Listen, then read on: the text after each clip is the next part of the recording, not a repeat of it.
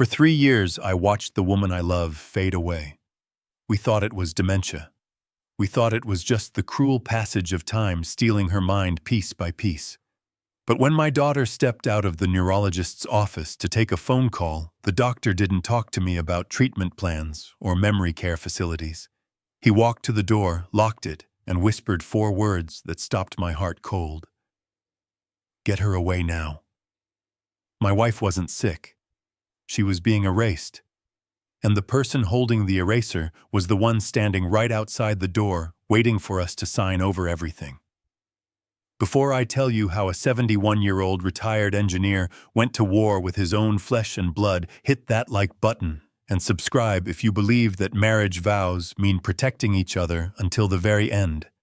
Let me know in the comments which city you are watching from. She did not want to be here.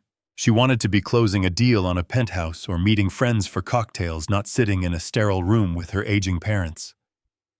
I looked at Beatrice, my wife of 45 years. She was slumped in her wheelchair, staring at a spot on the wall, with that vacant, glassy look that had become her new normal. Her hands, once steady enough to paint intricate watercolors, were resting on her lap, trembling slightly. Every time I saw that tremor, it felt like a structural failure in my own chest. I reached out and covered her cold hand with mine. She did not squeeze back. She did not even blink. Dr. Aris Thorne sat across from us, typing silently on his computer. He was a new specialist, the third one we had seen this year. Nicole had insisted on changing doctors again, claiming the previous one was incompetent because he hadn't seen enough decline to justify increasing her medication. That should have been my first warning sign. A structural engineer like me should have noticed the cracks in the foundation. But when it is your own daughter telling you she just wants the best for mom, you tend to turn off your critical thinking. Nicole's phone buzzed aggressively on the glass table. She snatched it up, looking at the screen with a flash of irritation that she quickly smoothed over with a practiced smile. "Daddy." "I have to take this," she said, her voice pitching up into that sweet, helpful tone she used whenever she wanted something. "It is the buyer for the Lakeshore Drive property. I will just step out for a minute. You and Dr. Thorne can wrap up, right?" I nodded, adjusting the receiver in my ear. "Go ahead, sweetie. We will be fine." She stood up, smoothing out her skirt, and patted my shoulder. It felt patronizing, like how you would pat a dog you were about to put in a kennel. "Make sure you ask him about the updated prescription," she added, her eyes lingering on the doctor for a second too long, before she turned and clicked her heels out of the room. The heavy oak door closed with a soft thud. I expected Dr. Thorne to continue typing, or to start the usual speech about progression and palliative care. Instead, the atmosphere in the room shifted instantly. The air went cold. Dr. Thorne stopped typing. He stood up, but he didn't look at his files. He looked at the door. Then he did something that made the hair on my arms stand up. He walked over to the entrance and turned the deadbolt lock. Click. The sound was like a gunshot in the quiet room. My engineer's brain immediately calculated the threat. Why was he locking us in? I tightened my grip on the armrest of my chair, preparing to defend Beatrice, though I wasn't sure what an old man with bad knees could do against a man half his age.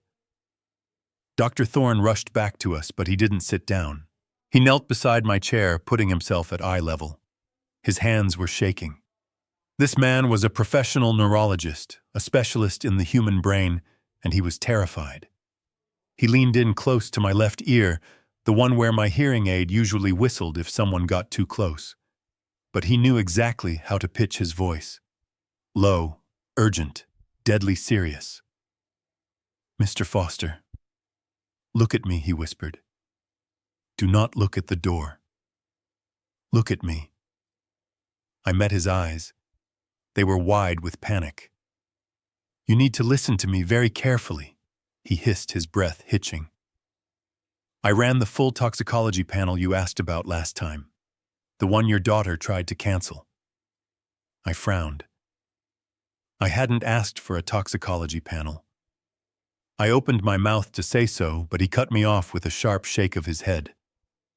Her blood is saturated with haloperidol, Mr. Foster. The levels are 5 times the maximum safe dosage for a woman of her age and weight. The word hung in the air like toxic smoke. Haloperidol. I wasn't a doctor, but I read everything. I spent my nights on forums and medical websites trying to understand why my brilliant wife was fading so fast. Haloperidol was an antipsychotic.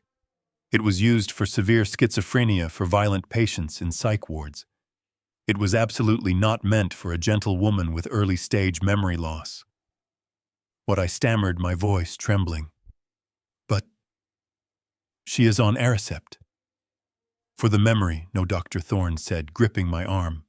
That is what the bottle says. But that is not what is in her blood. Haloperidol causes rigid muscles, tremors, confusion, and a catatonic state. He gestured to Beatrice. I looked at my wife. The tremors in her hands, the rigidity in her posture, the way she stared at nothing trapped inside her own body. She does not have Alzheimer's. Harold, the doctor, whispered, his voice breaking. She is being chemically lobotomized. The symptoms are all artificial. If she takes another dose, her heart will stop. My world stopped spinning.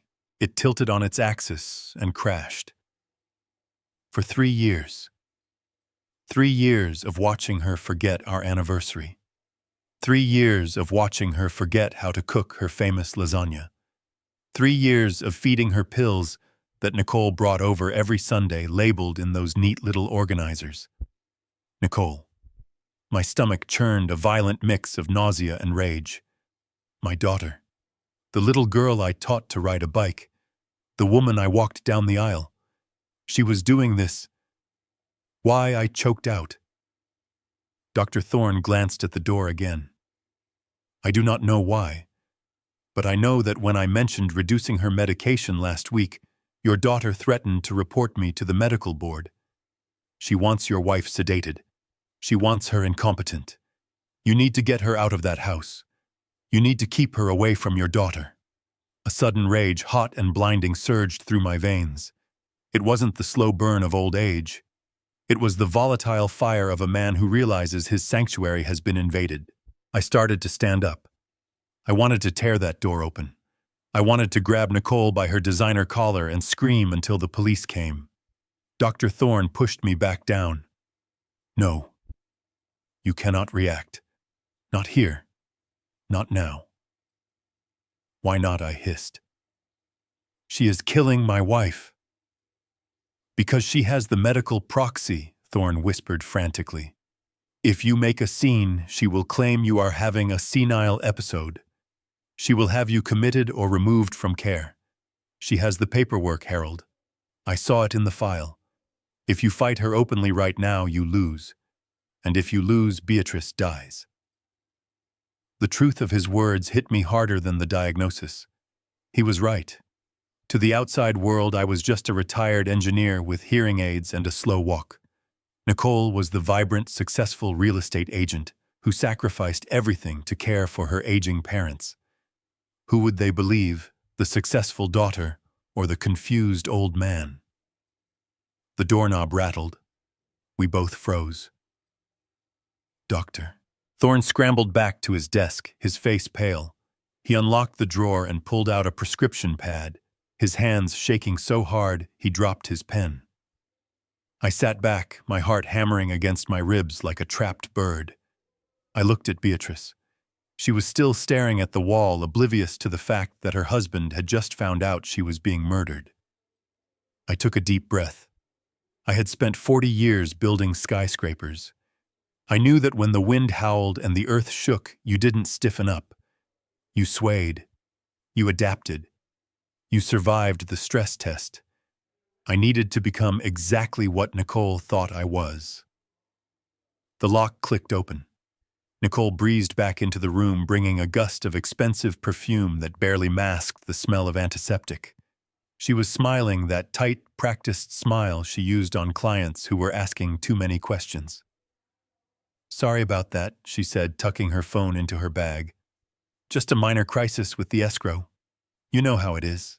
She looked at me, then at the doctor. The silence in the room was heavy, thick with the secrets we had just exchanged. Her eyes narrowed slightly. A predator sensing a change in the wind.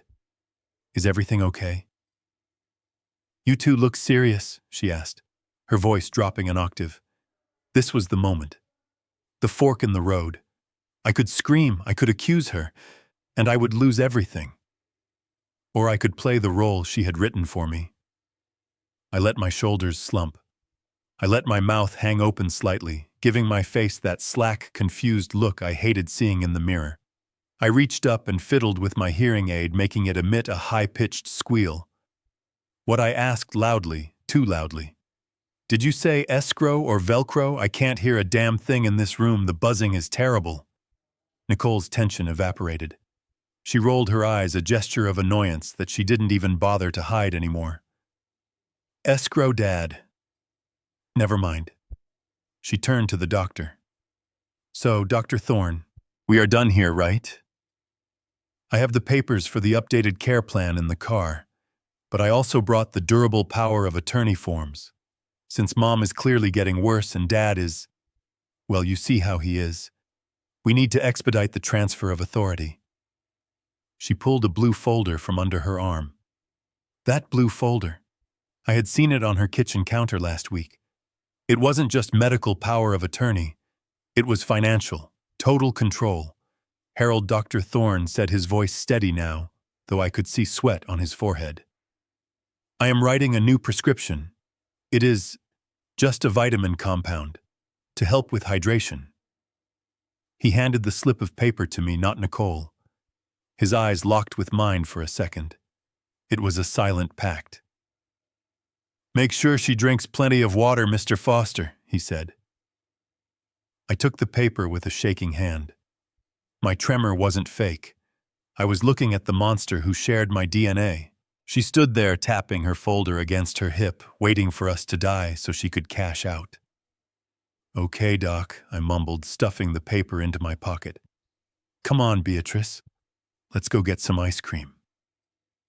Ice cream, Nicole scoffed. Dad, it is 10 degrees outside, and Mom is lactose intolerant. God, you are getting worse every day. Maybe I am, I muttered, standing up and gripping the handles of Beatrice's wheelchair. Maybe I am just a confused old man. But as I pushed my wife past my daughter, I made a silent vow. I wasn't confused. I was awake. And for the first time in 3 years, I had a mission. I wasn't just a husband anymore. I was an engineer looking at a faulty structure, and I was going to bring the whole damn house down on top of her. We walked out into the biting Chicago wind. Nicole walked ahead of us, talking on her phone again, probably spending money she didn't have yet. She didn't offer to help push the chair. I looked down at Beatrice. The cold air seemed to wake her up just a fraction. She blinked and looked up at me. Harry, she whispered. I am here, Bea, I said, leaning down. I am right here, and I know what is wrong. She didn't understand, but she squeezed my finger. A tiny, weak squeeze. But it was enough. Nicole turned back to us as we reached her SUV. Hurry up, Dad. I have a showing at 4, and Magda is waiting at home to give Mom her afternoon dose. Magda, the new nurse, the one with the cold hands and the dead eyes, the one who administered the poison. We are coming, I called out. I helped Beatrice into the car.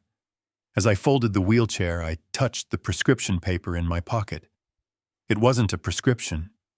I could feel the texture of a note folded inside. Dr. Thorne had slipped me something else. I got into the back seat with my wife, leaving Nicole in the front like a chauffeur. As we pulled away into the gray traffic, I looked at the back of my daughter's head. She thought she was driving us to our end. She didn't know she was driving a Trojan horse back into her fortress. The war had started in a doctor's office, but it was going to end in the home I built. And I promised myself one thing: by the time I was done, only one of us would be left standing, and it wasn't going to be the one with the blue folder. The drive back to the house was suffocating. The silence in the car felt heavy, like the air before a tornado touches down. I sat in the back with Beatrice holding her cold hand while Nicole drove with a terrifying calmness. She hummed along to the radio, tapping her fingers on the steering wheel, completely unbothered by the fact that she had just tried to gaslight a doctor into sedating her mother. I looked out the window at the familiar streets of our neighborhood. We had lived here for 40 years. I knew every pothole, every tree, every neighbor. But as we turned onto our driveway, the house I had designed and built with my own hands looked different. It did not look like a home anymore. It looked like a fortress, and I was on the wrong side of the moat. Nicole parked the car and killed the engine. She did not move to help us immediately. She sat there for a moment, typing something on her phone. Probably texting her husband Derek. Probably telling him the plan was proceeding. I got out and unfolded the wheelchair, my joints aching in the damp Chicago air. I lifted Beatrice from the car seat. She was so light now. It felt like holding a bird made of hollow bones. I settled her into the chair and wheeled her up the front walkway. The concrete pavers I had laid myself in 1982 were cracked in a few places, and usually that would bother me. Today, I barely noticed. My eyes were fixed on the front door. I reached into my pocket for my keys. I had carried the same brass key on my ring since the day we moved in. It was worn smooth by my thumb, a talisman of ownership and security. I reached for the lock, but my hand hit smooth plastic instead of cold metal. I stopped. The solid brass deadbolt was gone. In its place was a sleek black electronic keypad with a glowing blue screen. It looked like something you would see on a high-security office building, not a suburban family home. I stared at it, my key hovering uselessly in the air. Nicole came up behind me, her heels clicking sharply on the pavement. She reached past me, her perfume clouding my senses, and punched a 6-digit code into the keypad. Beep, beep, beep, beep, beep, beep.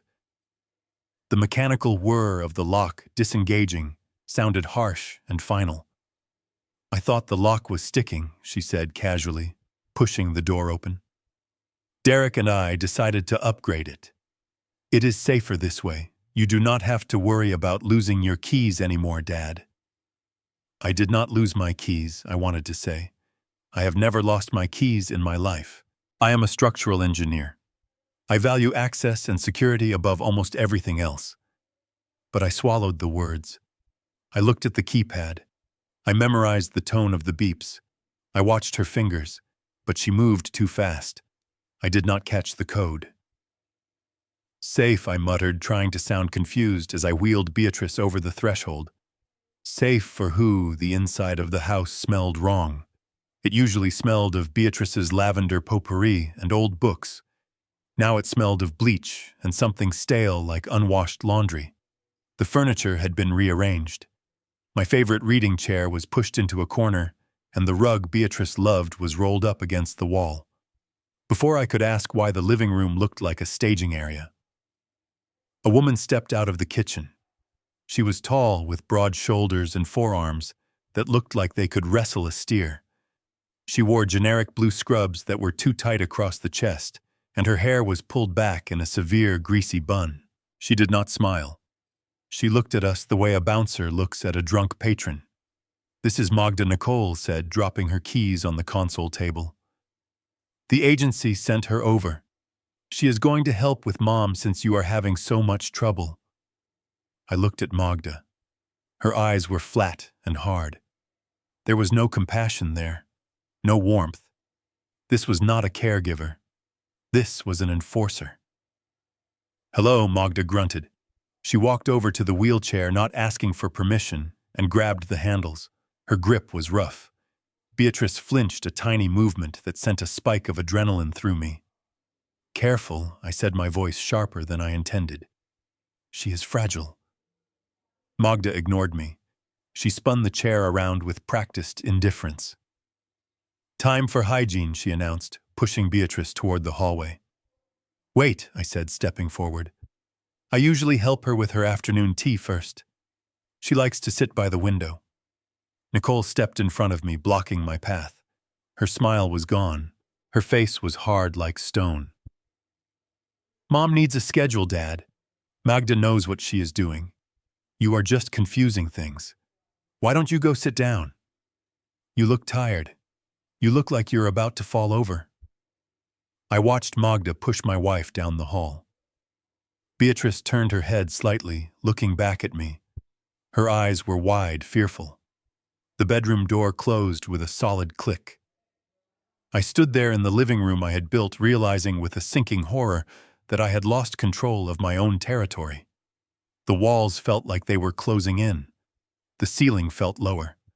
This wasn't my house anymore. It was a holding cell. I needed to call Dr. Thorne. I needed to tell him about the lock, about Magda, about the look in Nicole's eyes. I needed a strategy. I patted my jacket pocket for my smartphone. It wasn't there. I checked my pants. Nothing. A cold sweat broke out on the back of my neck. I distinctly remembered putting it in my jacket before we left for the clinic. I turned to the side table where I usually left it, charging. The charger was there, the cord dangling like a severed artery, but the phone was gone. Nicole was in the kitchen pouring herself a glass of wine from one of my vintage bottles. She didn't ask if I wanted any. She took a long sip, leaning against the granite counter, watching me search. Looking for something, she asked. My phone, I said, trying to keep the panic out of my voice. I had it this morning. Oh, that, she said, reaching into her oversized purse. She pulled out an object and tossed it onto the counter. It slid across the granite and stopped in front of me. It was a phone, but it wasn't my smartphone. It was a gray, brick-like Nokia device with rubber buttons. A phone for seniors. A phone from 20 years ago. Your old one finally died. Dad, she said, taking another sip of wine. Screen went black. Battery wouldn't hold a charge. You were complaining about it last week, remember? I stared at the gray brick. I had never complained about my phone. It was a flagship model I bought 6 months ago to video chat with my old engineering buddies. It worked perfectly. I don't remember that, I stammered. See, Nicole sighed, shaking her head. Your memory is going just like Mom's.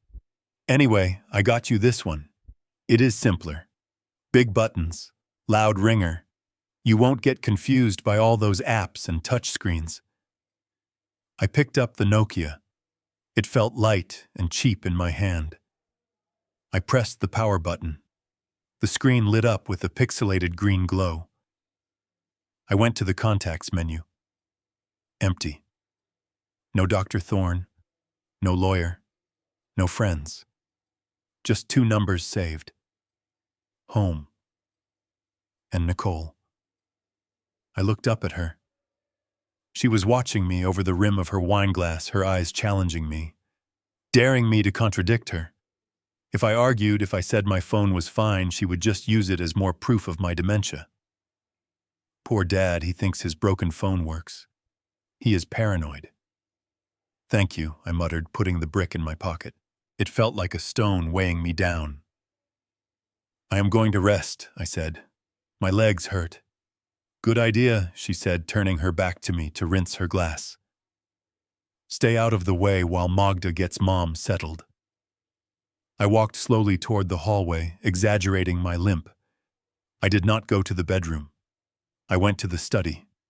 This room was my sanctuary. It was where I drafted the blueprints for this house. It was where I kept my technical manuals, my awards, and my records. I closed the door softly behind me and locked it. It was a flimsy interior lock, one a child could pick with a hairpin, but it was the only barrier I had left. I moved quickly to the large oak bookshelf that covered the east wall. My heart was hammering against my ribs. The isolation was tightening around my throat. No phone, no keys. A guard dog in the bedroom. I needed to know the extent of the damage. I needed to know if I still had the resources to fight a war. I pulled out a thick volume on seismic retrofitting from the third shelf. Behind it, the wood paneling looked seamless to the naked eye. But I knew where to press.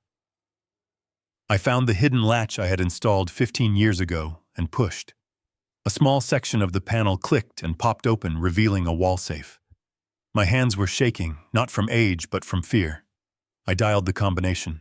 Left to 32, right to 14, left to 88. The tumbler clicked. I pulled the heavy steel handle. The door swung open. I stopped breathing. The safe was supposed to contain the deed to the house, the titles to our 2 cars, my life insurance policy, and $40,000 in emergency cash that I had saved for a rainy day. It was empty. It wasn't just empty. It had been wiped clean. There wasn't even a dust bunny inside. The metal shelf gleamed under the desk lamp, mocking me. I fell back into my leather chair, the room spinning. They had taken everything. This wasn't just about medical control. This was a hostile takeover. Nicole and Derek had stripped us of our assets before Beatrice was even cold. They had the deed. They had the cash. They had the communication channels. I looked at the empty safe and then at the gray Nokia phone on the desk. I was trapped in my own home, stripped of my identity, my property, and my voice. I could hear Magda's heavy footsteps in the hallway above, pacing like a warden. Panic clawed at my chest. I wanted to smash the window and run. I wanted to scream for help, but the engineer in me took over. Panic is a structural weakness. Panic causes collapse. I forced myself to breathe. In, out, in, out. I looked at the empty safe again. They thought they had taken everything, but they had made a mistake. A critical calculation error. They assumed the value of this house was in the paper deed and the cash. They forgot who built it. They forgot that I knew every wire, every pipe, every hollow space in these walls. They had taken the surface, but they didn't own the structure. I closed the safe and pushed the book back into place. I sat in the dim light of the study, my hands gripping the armrests of my chair, until my knuckles turned white. They wanted a confused old man. Fine. I would give them the performance of a lifetime. But while they were watching the show, I would be undermining the foundation beneath their feet. I stood up, unlocked the study door, and shuffled back out into the hallway. I was going into the belly of the beast. I had to find a way to reach Dr. Thorne, and I had to do it without a phone, without a car, and without keys. The siege had begun, and I was the resistance. I walked toward the kitchen, my face a mask of senile indifference, while my mind sharpened into a weapon. The fortress was occupied, but the architect was still inside. Dinner that evening was a masterclass in tension. The dining room, which used to be filled with the sound of Beatrice laughing and the clinking of fine china, now felt like a boardroom where a hostile takeover was being finalized. We were eating takeout from a plastic container, some greasy stir-fry that Nicole had ordered without asking what we wanted. She sat at the head of the table, a spot that had belonged to me for 40 years. Derek sat to her right, and I was relegated to the side next to Beatrice's wheelchair. Magda stood in the corner like a sentinel, arms crossed over her chest, watching every bite my wife took with the intensity of a prison guard. I picked at my food, moving a piece of broccoli around to make it look like I was eating. My appetite had vanished the moment I saw the lock on the front door, but I knew I had to keep my strength up. I had to be sharp. I adjusted the volume on my hearing aid, turning it up to the maximum setting. The ambient noise of the refrigerator humming and the wind outside was deafening, but it allowed me to hear what I needed to hear. Nicole and Derek were trying to be discreet, keeping their voices low, assuming the old man next to them was lost in his own world of confusion. They were wrong. I heard every breath. I heard the way Derek's leg was bouncing under the table, a nervous, rapid tapping that vibrated through the floorboards. "I am telling you, the spread was supposed to cover it," Derek whispered, his voice tight with panic. "The guy said it was a sure thing." "Keep your voice down," Nicole hissed back, not even looking at him. "How much, Derek? How much exactly?" Derek took a long swig of his beer. 200 large. And the VIG is running up every week. If I do not pay by the first of the month, they are going to start breaking things. And I do not mean furniture. $200,000. My blood ran cold. I stared at my plate, forcing my hand to remain steady. My son-in-law had gambled away a fortune, and now I knew exactly why they needed to liquidate my assets so quickly. They were not trying to pay for Beatrice's care. They were trying to save Derek's kneecaps. They were going to sell the home I built with my own hands to pay off a bookie. We will have the money. Nicole whispered, her voice cold and devoid of affection. Once the power of attorney is signed on Friday, I can list the house immediately. I already have a cash buyer lined up. We just need to keep them quiet until then. Them meant us, me and Beatrice. We were just inventory to be managed until the sale went through. Magda stepped forward from the shadows. "It is time for the evening dose," she announced. Her voice was like gravel in a blender. She placed a small paper cup on the table in front of Beatrice. I watched closely. For 3 years, Beatrice had taken a small white pill in the evening, a mild sedative to help her sleep. I knew the shape. I knew the size. The pill in the cup was not white. It was blue. A bright electric blue that looked unnatural against the white paper. I leaned forward, squinting through my glasses. "What is that?" I asked, pointing a shaking finger at the cup. "That is not her usual medicine. The white one is the evening one." Nicole sighed, dropping her fork onto her plate with a loud clatter. "Dad, we went over this. Dr. Thorne changed her regimen.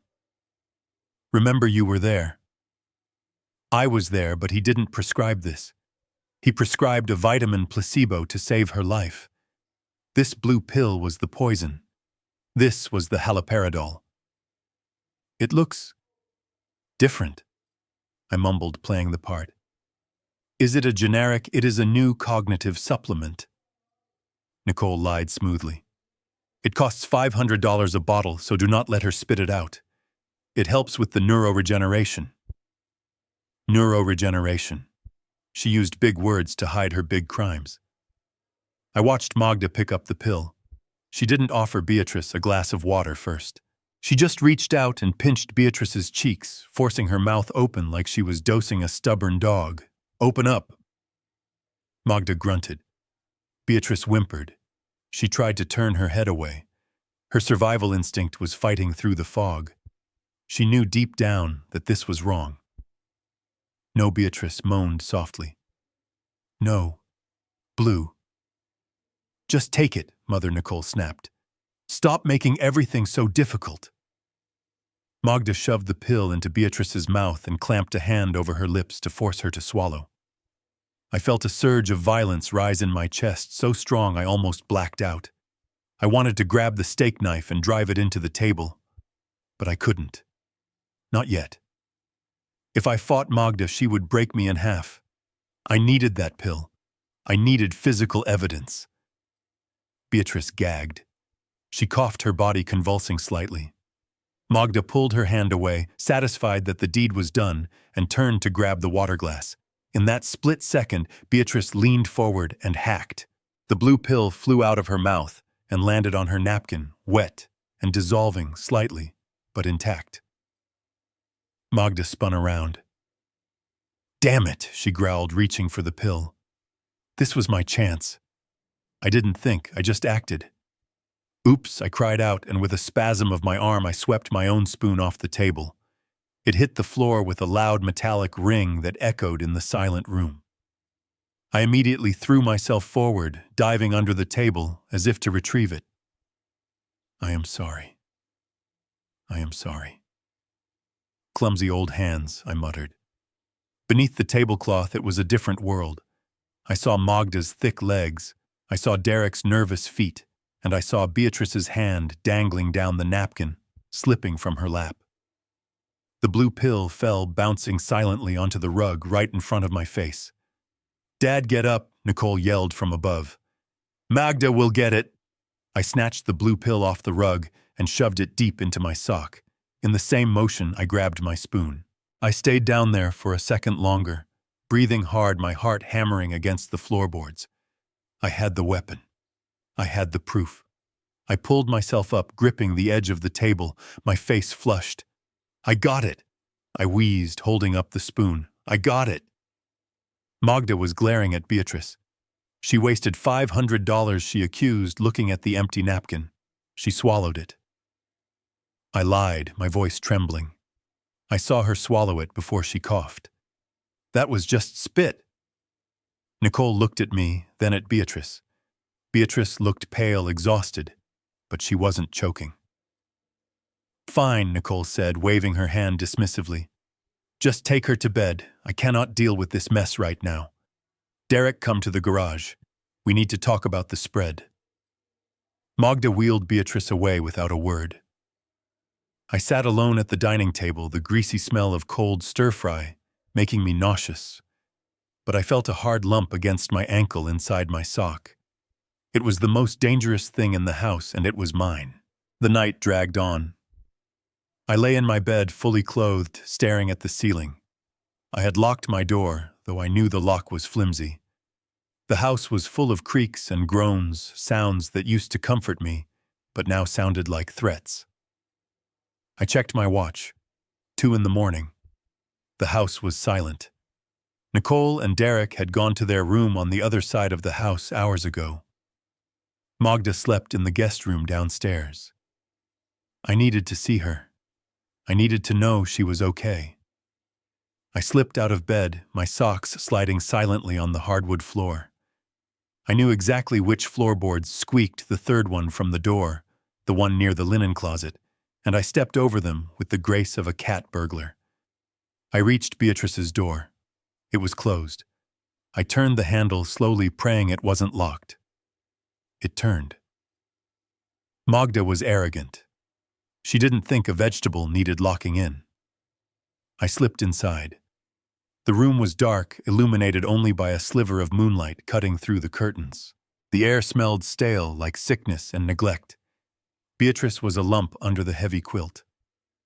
I crept to the side of the bed and knelt down. "Beatrice," I whispered.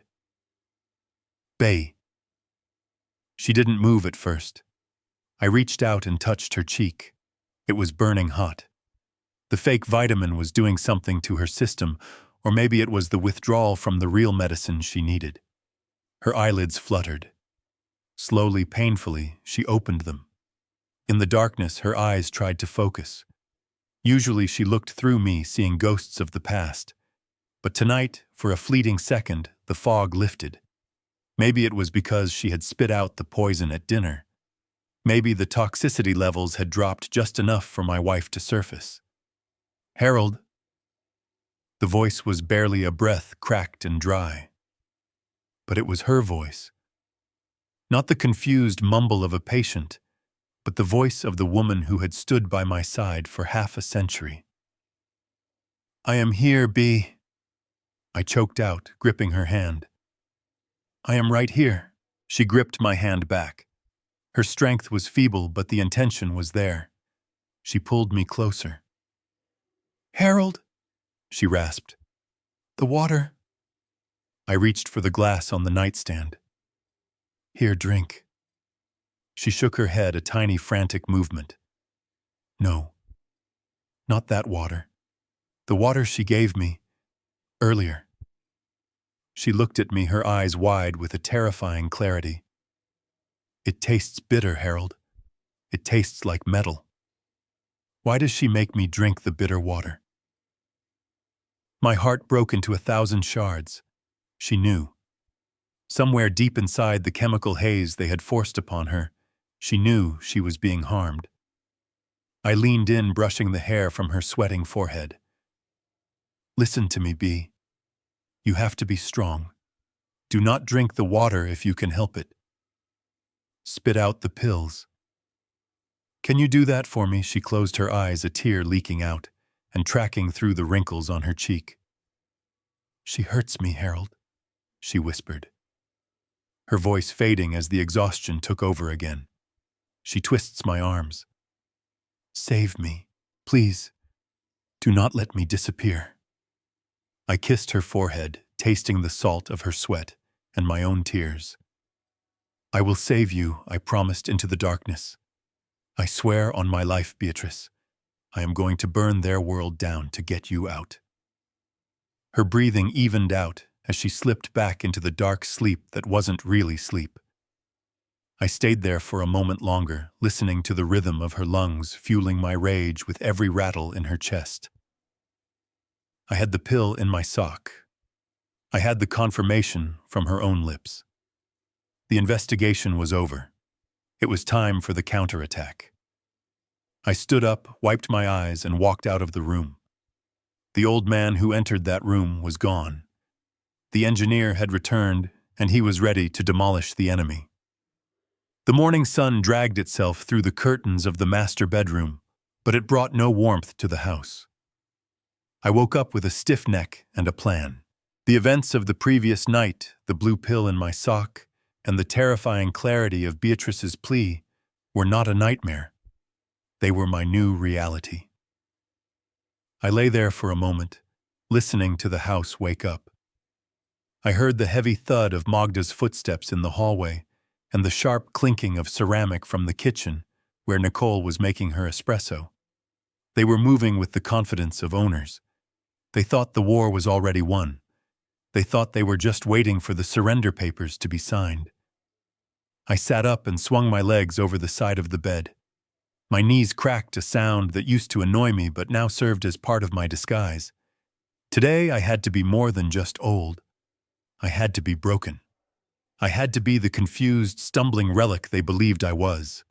If I showed even a flicker of the sharp, calculating engineer who had once overseen the construction of the Hancock scaffolding, they would lock me away before I could make my move. I practiced my tremors. I let my jaw go slack. I hunched my shoulders forward, shrinking my 6-foot frame into something smaller, something harmless. I shuffled into the kitchen, dragging my feet on the hardwood. Nicole was standing at the island, scrolling through her tablet, a steaming mug of coffee in front of her. She didn't look up when I entered. To her, I was just background noise like the hum of the refrigerator. "Good morning," I mumbled, slurring my words slightly. Is there any coffee?"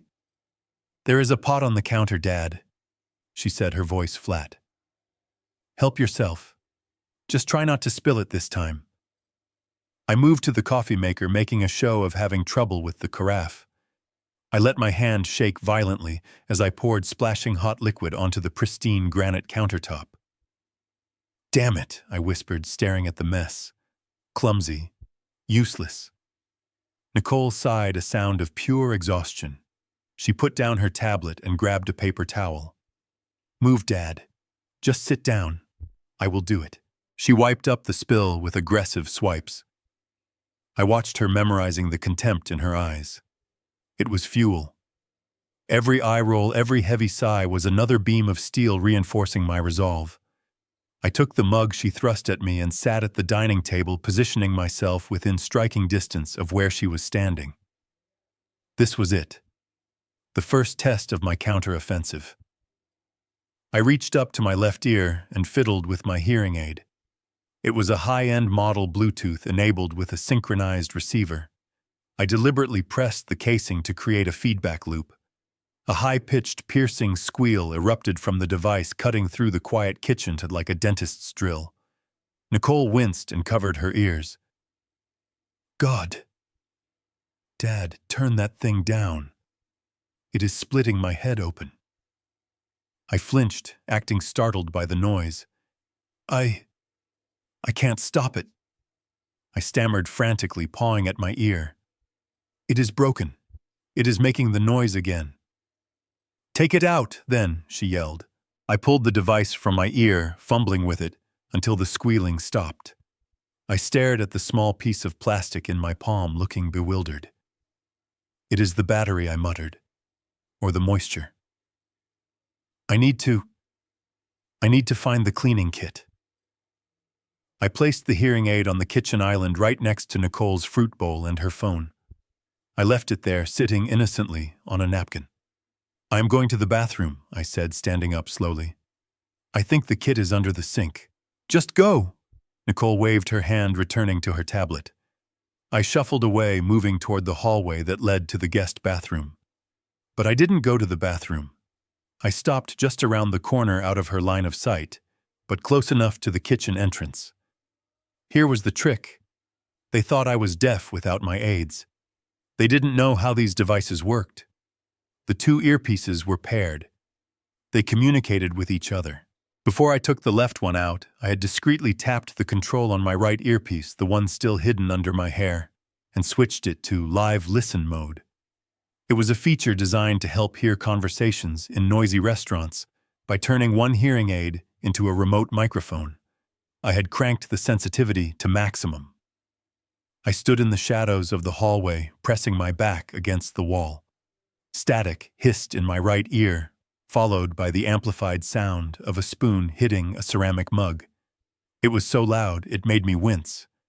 Then I heard the rustle of fabric. Nicole was moving. I heard the distinct sound of a phone dialing. Then Nicole's voice came through crystal clear, as if she were whispering directly into my brain. David. It is me. I held my breath. David was the lawyer. Not our family lawyer, but the shark she had hired. Yes, I am at the house, she said. The old man is wandering around looking for his brain cells. He is completely out of it. I just had to clean up his mess in the kitchen. I clenched my fists. The insults didn't hurt anymore. What hurt was the betrayal. Listen, we need to move the timeline up, she continued, her voice dropping lower. I do not want to wait until next week. My husband is getting antsy about the loans. What about Judge Kincaid? I froze. Kincaid. I knew that name. He was a local judge known for fast-tracking probate cases, and rumors had swirled for years about his gambling debts. There was a pause as she listened to the person on the other end. Good, she said. I transferred the consultation fee to his offshore account this morning. $20,000, just like you said. So he is on board. My stomach dropped. A bribe. They weren't just manipulating the system. They were buying it. $20,000 of my money, likely stolen from the safe used to buy the gavel that would crush me. Friday, she asked. Yes. Friday works. Here at the house. We will claim hardship. My mother is bedridden, and my father is too senile to travel. Kincaid can sign the emergency conservatorship order right here in the living room. Friday. Today was Wednesday. I had less than 48 hours. And David, she added, her tone turning icy. Make sure Kincaid knows that once I have the signature, the house goes on the market Monday morning. I have a cash buyer from overseas who does not care about inspections. I want this property liquidated before anyone starts asking questions about the trust fund. She laughed then. A short, sharp sound. Don't worry. Dad doesn't have a clue. He thinks his hearing aid is broken. He is practically a vegetable. I closed my eyes.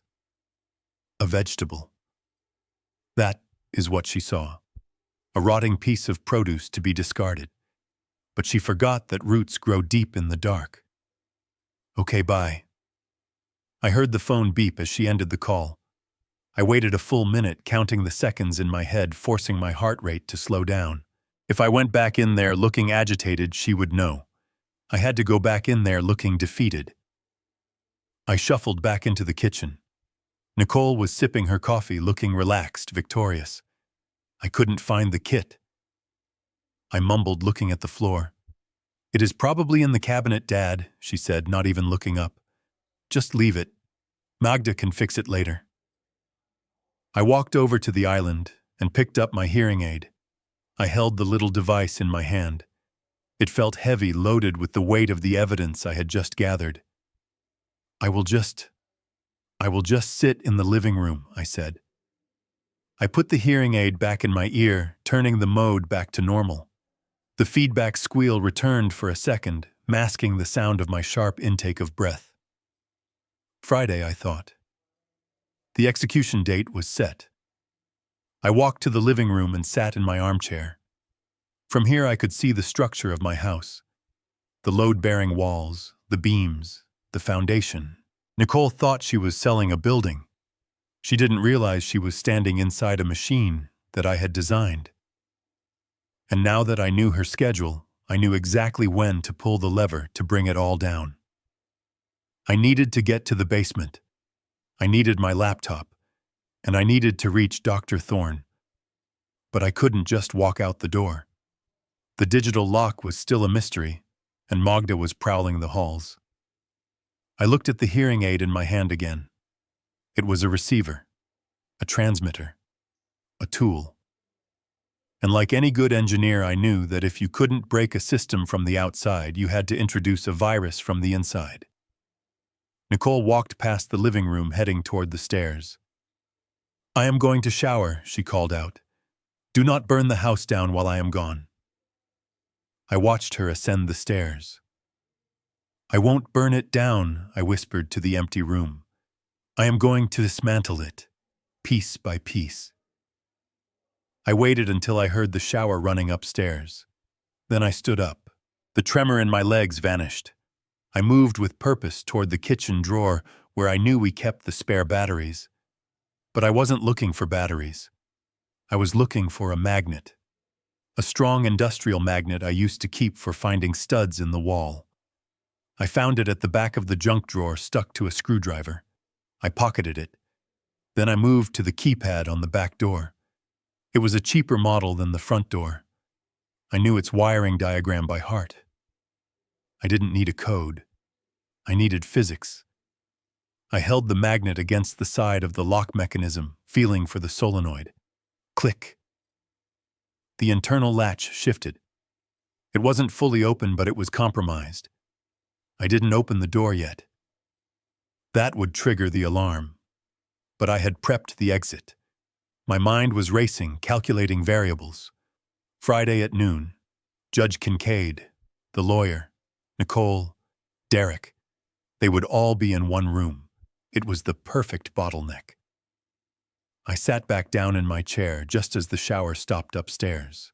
I put on my glasses and picked up a 3-day-old newspaper, holding it upside down. Let them think I am senile. Let them think I am reading yesterday's news. By the time they realize I am writing tomorrow's headlines, it will be too late. The engineer was online, and the demolition countdown had begun. I sat in the living room for another hour, listening to the silence of the house. Nicole had left 20 minutes ago, the tires of her SUV crunching on the gravel driveway as she sped off to meet with her lawyer and bribe a judge. That left me with Magda. I peeked into the hallway. The nurse was sitting in the armchair outside Beatrice's room, her head lolling back, mouth open, emitting a low, rhythmic snore. She was confident in her control. She thought the prisoners were subdued. She was wrong. I stood up, moving with the silent precision I had learned not in the army, but on construction sites where one wrong step could send a beam crashing down. I bypassed the kitchen and headed straight for the narrow door under the stairs. It was painted the same color as the wall, almost invisible if you didn't know it was there. This was the entrance to my basement, my workshop, my kingdom. Nicole hated it down there. She called it a dungeon. She complained about the smell of sawdust and oil. She was terrified of spiders. It was the only place in the house where her influence did not reach. I opened the door and slipped inside, closing it softly behind me. The air was cool and smelled of cedar and old metal. I descended the wooden steps, each one familiar under my feet. I didn't turn on the main lights. I didn't want the sudden surge in electricity to be noticed on the smart meter. Nicole probably monitored. Instead, I clicked on the small LED lamp on my workbench. The basement was exactly as I had left it. My tools hung on the pegboard in neat rows. My soldering iron, my voltage meters, my collection of rare circuit boards. This was where I fixed things. This was where I made sense of the world. And today I was going to use it to fix the biggest problem of my life. I walked over to a heavy, dust-covered toolbox in the corner. I wiped the top with my sleeve and popped the latches. Inside, nestled in custom-cut foam, was my old field laptop. It was a Panasonic Toughbook, a beast of a machine designed for military and industrial use. It was thick, heavy, and ugly, but it was virtually indestructible. And more importantly, it was completely offline. Nicole didn't even know it existed. She thought computing meant sleek tablets and touchscreens. She didn't understand the power of hardware that could survive a drop from a 3-story building. I pulled it up onto the workbench and pressed the power button. The screen flickered to life with a dull green glow, the cooling fan whirring like a jet engine for a second, before settling into a steady hum. I didn't dare connect to the house Wi-Fi. Nicole's husband Derek might be a gambling addict, but he was tech-savvy enough to set up network alerts. If a new device pinged the router, they would know.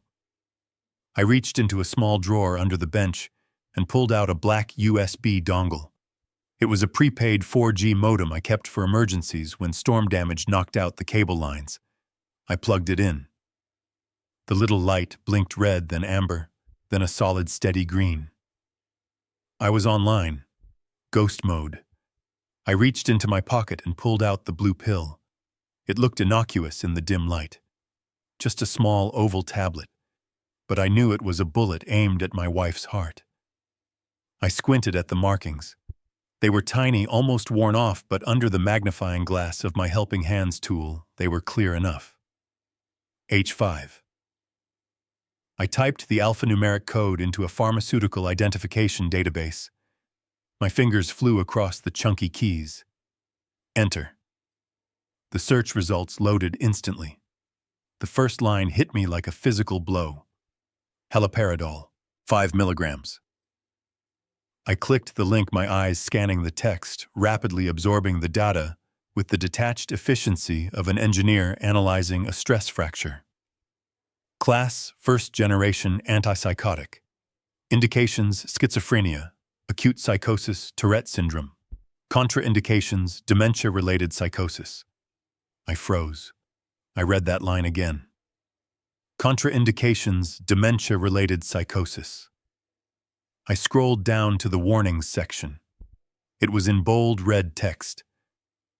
Warning: increased mortality in elderly patients with dementia-related psychosis. Not approved for the treatment of patients with dementia-related psychosis. Increased mortality. That was a polite medical way of saying it killed them. I read on. Side effects: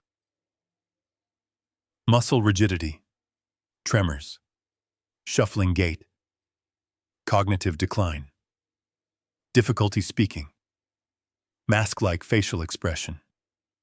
I sat back, the breath leaving my lungs in a rush. It wasn't just poison. It was a perfect disguise. The drug created the exact symptoms of advanced Alzheimer's and Parkinson's. The rigidity, the tremors, the blank stare. Everything we thought was the disease progressing was actually the drug taking hold. They were not just sedating her. They were manufacturing a decline so convincing that no judge would question the need for a conservatorship. And the dosage. 5 milligrams.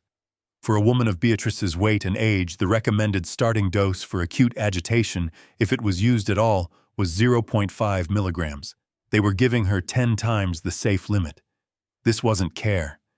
This was an execution in slow motion. My hands shook, but this time it wasn't an act. It was pure, unadulterated rage. I wanted to run upstairs and shake Magda until her teeth rattled.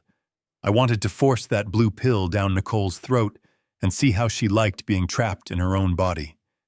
But I couldn't. Not yet. I needed to document this. I needed undeniable proof. I grabbed a small digital camera from my shelf and took a macro photo of the pill next to the screen showing the drug information. I took a photo of the search results. I saved everything to an encrypted folder on the desktop. Then I pulled up the property records for our address. I needed to see if they had already made a move on the title. The county clerk's website was slow, but it finally loaded. I searched for Harold and Beatrice Foster. Status active. Liens pending. Pending. I clicked for details. A lien had been filed 2 days ago, a creditor claim against the property. The name on the filing was a holding company I didn't recognize, but the address was a P.O. box in Nevada. I quickly searched the company name. It led to a shell corporation associated with high-risk lending. Loan sharks. Derek hadn't just gambled away his own money. He had borrowed against my house, likely forging my signature on a promissory note. And now the sharks were circling. That was why they needed to sell on Monday. If they didn't pay up, the lien would turn into a foreclosure, and their entire scheme would be exposed. They were desperate, and desperate people were dangerous. Suddenly a heavy thud echoed from above. Then another. The stairs creaked. Someone was coming down. I slammed the laptop shut. The green glow vanished. I yanked the USB modem out and shoved it into my pocket along with the pill. I grabbed the first thing I saw on the shelf, a dusty photo album from the 80s, and threw it open on the workbench. The door at the top of the stairs flew open. Light from the hallway spilled down, cutting through the shadows. "Hey!" a voice boomed. It was Derek. He stomped down the stairs, his heavy boots shaking the wooden treads. He was wearing a tracksuit and smelled of stale cigarette smoke. He stopped halfway down, peering into the gloom. "Old man, what the hell are you doing down here?" I hunched over the album, my finger tracing a random photo. I didn't look up immediately. I let him come to me. I was looking for the pictures. I said, my voice trembling. The ones from the trip to the Grand Canyon. Derek reached the bottom of the stairs and walked over to the bench. He looked at the toolbox. He looked at the laptop. My heart stopped. If he touched it, if he felt the heat coming from the cooling vents, I was dead. He sneered, looking down at the open album. "That is not the Grand Canyon, you old bat. That is a picture of a barbecue in the backyard." I squinted at the photo. It looks like red rocks." "It is a brick wall," Derek spat. "Jesus. Nicole was right. You are losing it completely." He looked around the basement, his eyes darting to the corners. "You are not supposed to be down here. It is dangerous. There are sharp tools. You could fall and break a hip, and then we would have to deal with that mess too." "I just wanted to remember," I whispered. "Well, remember upstairs," he said, grabbing my arm. His grip was tight, painful. "Come on, Magda is looking for you. It is almost time for your lunch." He pulled me toward the stairs. I stumbled, clutching the photo album to my chest like a shield. I let him drag me away from the workbench, away from the evidence that could send him to prison for 20 years. "Wait," I said, resisting slightly. My book." I reached back and grabbed a random manual off the bench, knocking a wrench onto the floor with a loud clang. "Leave it!" Derek yelled. "God, you are useless!" He shoved me up the stairs. I climbed slowly, one step at a time, listening to his heavy breathing behind me. He was angry. He was stressed. He was careless. He hadn't checked the laptop. He hadn't noticed the missing magnet. He hadn't seen the fire in my eyes. We emerged into the hallway. The bright light hurt my eyes after the darkness of the basement. Magda was standing there, looking annoyed. "I found him," Derek said, pushing me toward her. "He was playing in the basement." "Lock the door, Magda, and take the key." Magda nodded, pulling a ring of keys from her pocket. She locked the basement door and slipped the key into her scrub top. "No more wandering, Mr. Foster," she said, her voice like a closing cell door. "Sit, eat, sleep." She pointed to the living room. I walked over to my chair and sat down. I placed the photo album on my lap. My hands were shaking, but this time it was from adrenaline. I had the diagnosis. I had the motive. I knew the enemy's timeline. Friday, noon. I looked at the digital clock on the VCR. It was Wednesday, 2 p.m. 46 hours. I opened the photo album and pretended to look at the pictures of a life that felt like it belonged to someone else. But under the cover of the heavy cardboard pages, I was already drawing the blueprints for the trap. They had locked the basement, but they had forgotten one thing. I had built this house, and I knew that the ventilation shaft in the basement ran directly behind the wall of the master bedroom where Nicole and Derek slept. I didn't need to go back down there to hurt them. I just needed to wait for nightfall, and I needed to retrieve the little surprise I had left in the air duct 10 years ago, a maintenance hatch that opened from the guest bathroom. I closed the album. The old man was tired, but the engineer was just getting started. Derek hauled me up the final step of the basement stairs and shoved me into the hallway with enough force that I stumbled and nearly fell against the wainscoting. My shoulder slammed into the plaster, sending a jolt of pain down my arm, but I kept my grip on the old photo album I had grabbed as a prop. It was my only shield. I wheezed, straightening my back slowly, playing up the frailty, letting my breath hitch in my throat like a dying engine. Derek locked the basement door behind us and pocketed the key, his chest heaving from the exertion of dragging an old man up a flight of stairs. He looked sweaty and guilty, the look of a man who knows he is doing wrong, but is too deep in the hole to stop digging. Just then, the front door beeped. The electronic lock disengaged, and Nicole swept into the foyer. She stopped dead when she saw us. She was wearing her power suit, a sharp navy blazer that cost more than my first car, but her face was tight with stress. She dropped her briefcase on the floor and marched toward us, her eyes scanning the scene with the predatory focus of a hawk spotting a mouse in the grass. Her gaze landed instantly on my hands. I looked down. In my haste to hide the laptop, I had smeared gray dust from the workbench all over my fingers and the cuffs of my shirt.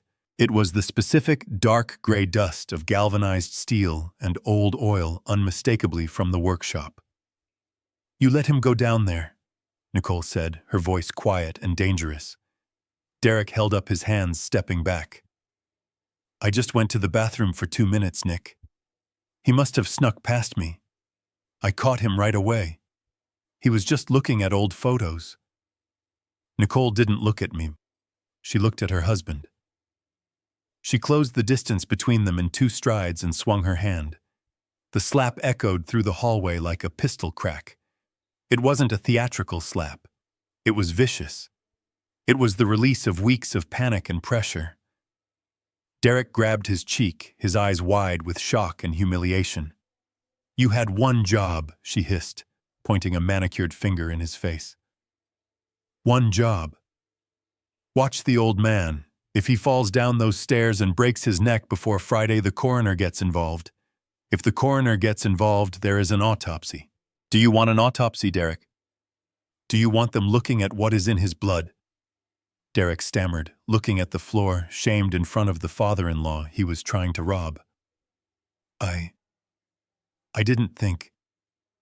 "Exactly, you didn't think," Nicole snapped. She finally turned her cold gaze on me. She grabbed my wrist, ignoring my flinch, and inspected the dust on my fingers. She looked at the photo album clutched to my chest. Then she looked into my eyes. For a second, I thought she saw me. I thought she saw the engineer behind the mask. But she just saw resistance. She saw an obstacle. "You want to walk down memory lane, Dad?" she asked, her voice dripping with mock sweetness that was far more terrifying than her anger. "You want to look at pictures of the house you built?" I nodded slowly, keeping my mouth open slightly, maintaining the ruse. I just wanted to see the workbench." "Well, take a good look," she said, releasing my wrist with a shove, "because you are not going to see it much longer." She walked past me into the living room, kicking off her heels. She gestured for us to follow. It wasn't an invitation. It was a summons. "Sit down," she commanded. I sat in my armchair. Derek slumped onto the sofa, nursing his red cheek. Nicole began to pace in front of the fireplace, the very fireplace I had laid brick by brick during the winter of '82. "Since you are so fond of this house, Dad, I think it is time you knew the truth. You are confused, so I will use small words. She stopped and looked at the high vaulted ceiling. I have a buyer, a cash buyer from Dubai. He does not care about the memories. He does not care about the garden Mom planted. He wants the land. He is offering $1.5 million for the property as a teardown. My heart seized. A teardown. They were going to bulldoze it. 40 years of life, the height marks on the doorframe, the custom shelving, the foundation I poured with my own sweat gone in an afternoon. 1.5, Derek muttered from the couch, perking up slightly. That covers the everything and leaves plenty over. Nicole nodded. Exactly. But here's the math problem, Dad. We cannot have you two living here when the bulldozers come. So I have found a lovely place for you and Mom. She pulled a glossy brochure from her pocket and tossed it into my lap. It slid across the photo album. The cover showed a generic stock photo of smiling seniors playing checkers. The name of the facility was Sunset Haven. I knew this place. It was 2 counties over. It was a converted motel that had been cited by the state health department 3 times in the last 5 years for bed sores and malnutrition. It was where people went to be forgotten. It is very affordable, Nicole said, a cruel smile playing on her lips. $2,000 a month for a double room. That is a steal. I did the math instantly. $1.5 million from the house. Our pension and Social Security brought in $4,000 a month. The nursing home cost $2,000. That meant Nicole and Derek would be pocketing the entire sale price of the house, plus skimming $2,000 a month from our government checks. They weren't just stealing our home. They were turning us into a revenue stream. They were farming us. I looked up at her, letting a tear leak from my eye. It wasn't hard. The grief was real, but Mom loves the garden, I whispered. Mom doesn't know what day it is, Nicole shouted, her composure cracking again. Stop pretending this matters. You are both checking out. You are empty shells. I am doing you a favor by managing the decline. She leaned in close, her perfume overpowering the smell of dust on my clothes. You are going to that hearing on Friday. You are going to nod at Judge Kincaid. You are going to let me save this family from the financial ruin that you are too senile to understand. And then you are going to Sunset Haven, and you can look at that photo album until you rot. The cruelty was breathtaking. It was absolute. She had dehumanized us completely to justify her greed. I gripped the armrests of my chair, my knuckles turning white. I wanted to drop the act. I wanted to tell her about the recording device in the kitchen. I wanted to tell her about the blue pill in my pocket. I wanted to tell her that her teardown was about to collapse on her head. But before I could speak, a sound tore through the house. It was a guttural, wet, choking noise coming from the hallway. We all froze. Then came the sound of something heavy hitting the floor and the frantic rattling of the wheelchair. Magda screamed. Not a scream of fear, but of annoyance. Hold her, she is biting her tongue. Beatrice, I moved faster than I had in 20 years. I didn't think about my limp. I didn't think about the ruse. I launched myself out of the chair and sprinted toward the hallway. Dad, wait! Nicole yelled behind me. I rounded the corner and saw the nightmare. Beatrice had convulsed out of her wheelchair. She was on the floor, her body arching in a violent, unnatural spasm. Her eyes were rolled back into her head, showing only the whites. Foam tinged with pink blood was bubbling at the corner of her mouth. Magda was standing over her, trying to pin her arms down, but she was being rough, slapping Beatrice's face to wake her up. Stop, I roared. Do not touch her. I dropped to my knees beside my wife. My engineering brain switched to emergency mode. This wasn't a seizure. This was a toxicity spike. Her nervous system was misfiring because of the overdose. I needed to clear her airway. I needed to get her on her side. Let me help her, I shouted, reaching for Beatrice's shoulders to turn her into the recovery position. Magda looked up. Her face was flushed, her eyes wild. She didn't see a husband saving his wife. She saw an interference. She saw a witness. "Get back, old man," Magda barked. She didn't just block me. She stood up and swung her forearm like a club. It was a move born of frustration and brute strength. Her arm connected with my chest, right where the sternum meets the collarbone. The force was immense. I was 71 years old. My bones were not what they used to be. I flew backward. My feet lost traction on the polished floor. I slammed into the wall, the back of my head connecting with the plaster with a sickening crack. Lights exploded behind my eyes. The world tilted sideways. I slid down the wall, stunning pain radiating from my skull down to my neck. I tried to stand up, but my legs felt like water. I reached up to my forehead and felt a warm, sticky liquid trickling down into my left eye. Blood. Through the red haze of my vision, I saw Nicole and Derek running into the hallway. "Oh my God," Nicole screamed. "Magda, what did you do?" "He was interfering," Magda yelled, still pinning Beatrice to the floor. "She is seizing." "He tried to move her. Call 911, I croaked, trying to crawl toward my wife. "Call the ambulance." "No," Nicole shouted. "No ambulance." She turned to Derek. "Help Magda get Mom back in the chair. Get the emergency sedative kit. The injection." Now Derek scrambled into the bedroom. "No. No more drugs," I slurred, fighting the darkness that was creeping in at the edges of my vision. "You are killing her." Nicole knelt in front of me.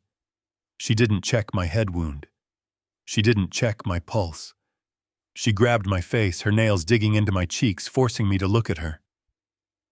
"Listen to me, Dad," she hissed, her face inches from mine. "Mom is fine. She just got excited. You fell down. You slipped on the rug. Do you hear me? You fell." I looked past her. I saw Derek plunging a needle into Beatrice's arm. I saw my wife's body go limp, the convulsions stopping, not because she was better, but because her system had been forcibly shut down. "You monster," I whispered. Nicole stood up, wiping my blood off her hands onto her skirt. "Take him to his room," she told Magda. "Lock him in. If he bleeds on the carpet, you are paying for the cleaning." Magda grabbed me by the back of my shirt and hauled me up. The room spun violently. I couldn't fight. I was dizzy, nauseous, and bleeding. She dragged me down the hall, my feet trailing uselessly behind me. She threw me onto my bed and slammed the door. I heard the lock click, then the sound of a chair being wedged under the handle from the outside.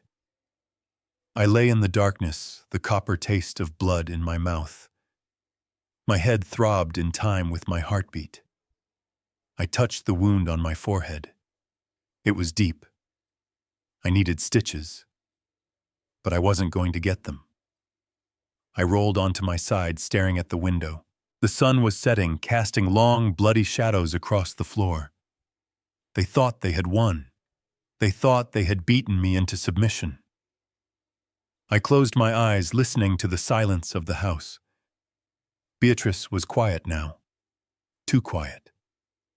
But as the pain in my head sharpened, so did my resolve. They had made a fatal mistake. They had resorted to violence. They had drawn blood. The war was no longer cold. It was hot. And as I lay there waiting for the cover of night, I realized that the blow to my head hadn't knocked the fight out of me. It had knocked the hesitation out. I wasn't going to wait for the law. I wasn't going to wait for Friday. Tonight, the engineer is going to dismantle the machine, even if I had to use my own broken bones as the wrench. I slowly pulled my legs up, testing my strength. I could move. I could stand. And most importantly, I remembered the ventilation shaft. I remembered the path. The bleeding had to stop. The work had to begin. The silence in my bedroom was absolute, broken only by the rhythmic throbbing in my temples, where my head had met the plaster wall. I sat on the edge of the bed, pressing a wad of tissues against the cut on my forehead. The bleeding had slowed to a sluggish ooze, but the rage inside me was flowing faster than ever. I looked at the digital clock on the nightstand. It was 2 in the morning. The house was asleep. Magda was likely snoring in the guest room, and Nicole and Derek were upstairs probably dreaming of the money they would spend once they buried us. They had locked the door from the outside, wedging a chair under the handle. A crude, effective prison for a 71-year-old man. But they had forgotten who they were dealing with. They saw a geriatric patient. They forgot they were dealing with the man who had personally retrofitted the drainage system of this house after the flood of '96. I moved to the bathroom attached to the master suite. It was a small mercy that I had an ensuite, or I would have been forced to break the door down hours ago. I locked the bathroom door behind me and turned on the tap to mask any noise. I opened the window. It was a double-hung sash window, heavy and stiff with age. I pushed it up slowly, millimeter by millimeter, wincing as my bruised shoulder protested. The cold Chicago night air hit me like a bucket of ice water, shocking my system awake. I looked down. It was a 15-foot drop to the concrete patio below. A fall would mean a broken hip, and a broken hip meant Sunset Haven and a slow death. But I wasn't going to jump. I looked to the left. Running along the brick facade was the main drainage pipe for the gutters. When I installed it 30 years ago, I didn't use the cheap aluminum brackets the contractor recommended. I used industrial steel anchors drilled 3 inches deep into the brick. I knew exactly how much weight that pipe could hold. It was rated for 200 pounds of shear force. I weighed 165. It was a calculated risk, the kind I had made 1,000 times on job sites, but never with stakes this high. I grabbed a towel from the rack and wrapped it around my hands to improve my grip and protect my skin from the freezing metal. I climbed onto the toilet seat, then swung my leg over the windowsill. The wind bit through my thin pajamas. I took a deep breath, muttered a silent prayer to whatever God looks after foolish old men, and reached for the pipe. My fingers closed around the cold PVC. It held. I shifted my weight, swinging my body out into the void.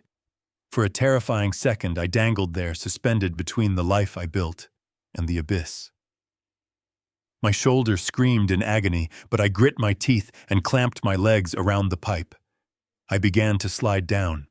It wasn't graceful. It was a desperate, scraping descent. My knees banged against the brick. My pajamas tore. But I controlled the slide, using the friction to slow my momentum until my feet touched the frozen grass of the backyard. I let go and collapsed for a second, gasping for air, waiting for the lights in the house to flip on. Nothing. The house remained dark. The fortress had a breach, and the prisoner was out. I didn't waste time.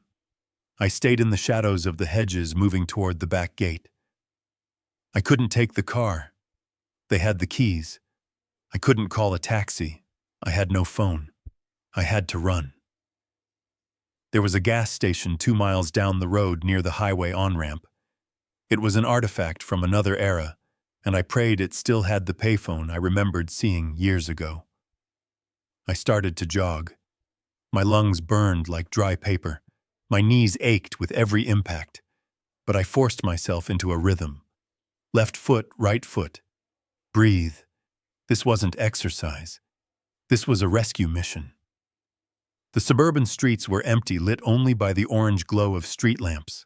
I looked like a madman, an old man in torn pajamas running through the night with blood dried on his face. Cars passed me occasionally, and I ducked into the shadows, terrified that a police cruiser might stop me.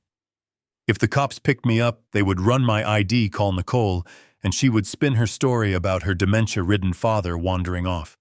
They would deliver me right back to the slaughterhouse. I kept my head down and ran until I tasted copper in my throat. The gas station appeared like a beacon in the darkness, neon lights buzzing, a bored attendant sleeping behind the glass. And there on the side of the building was the payphone. It was battered, covered in graffiti, but the receiver was still attached. I fumbled in my pocket for the loose change I always carried. A habit Nicole called hoarding, but I called preparation. I dropped 3 quarters into the slot. The dial tone was the sweetest sound I had ever heard. I dialed Dr. Thorne's emergency number. It was printed on this prescription slip he had given me, the one I had memorized before Magda took it away. It rang once, twice, 3 times.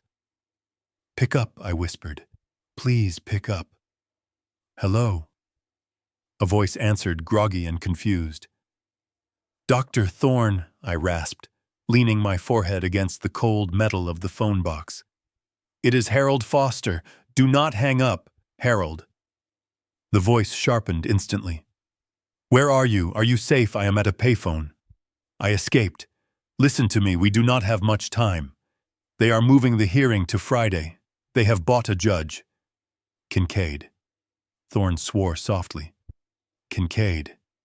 That man is a crook in robes. Harold, you cannot go back there.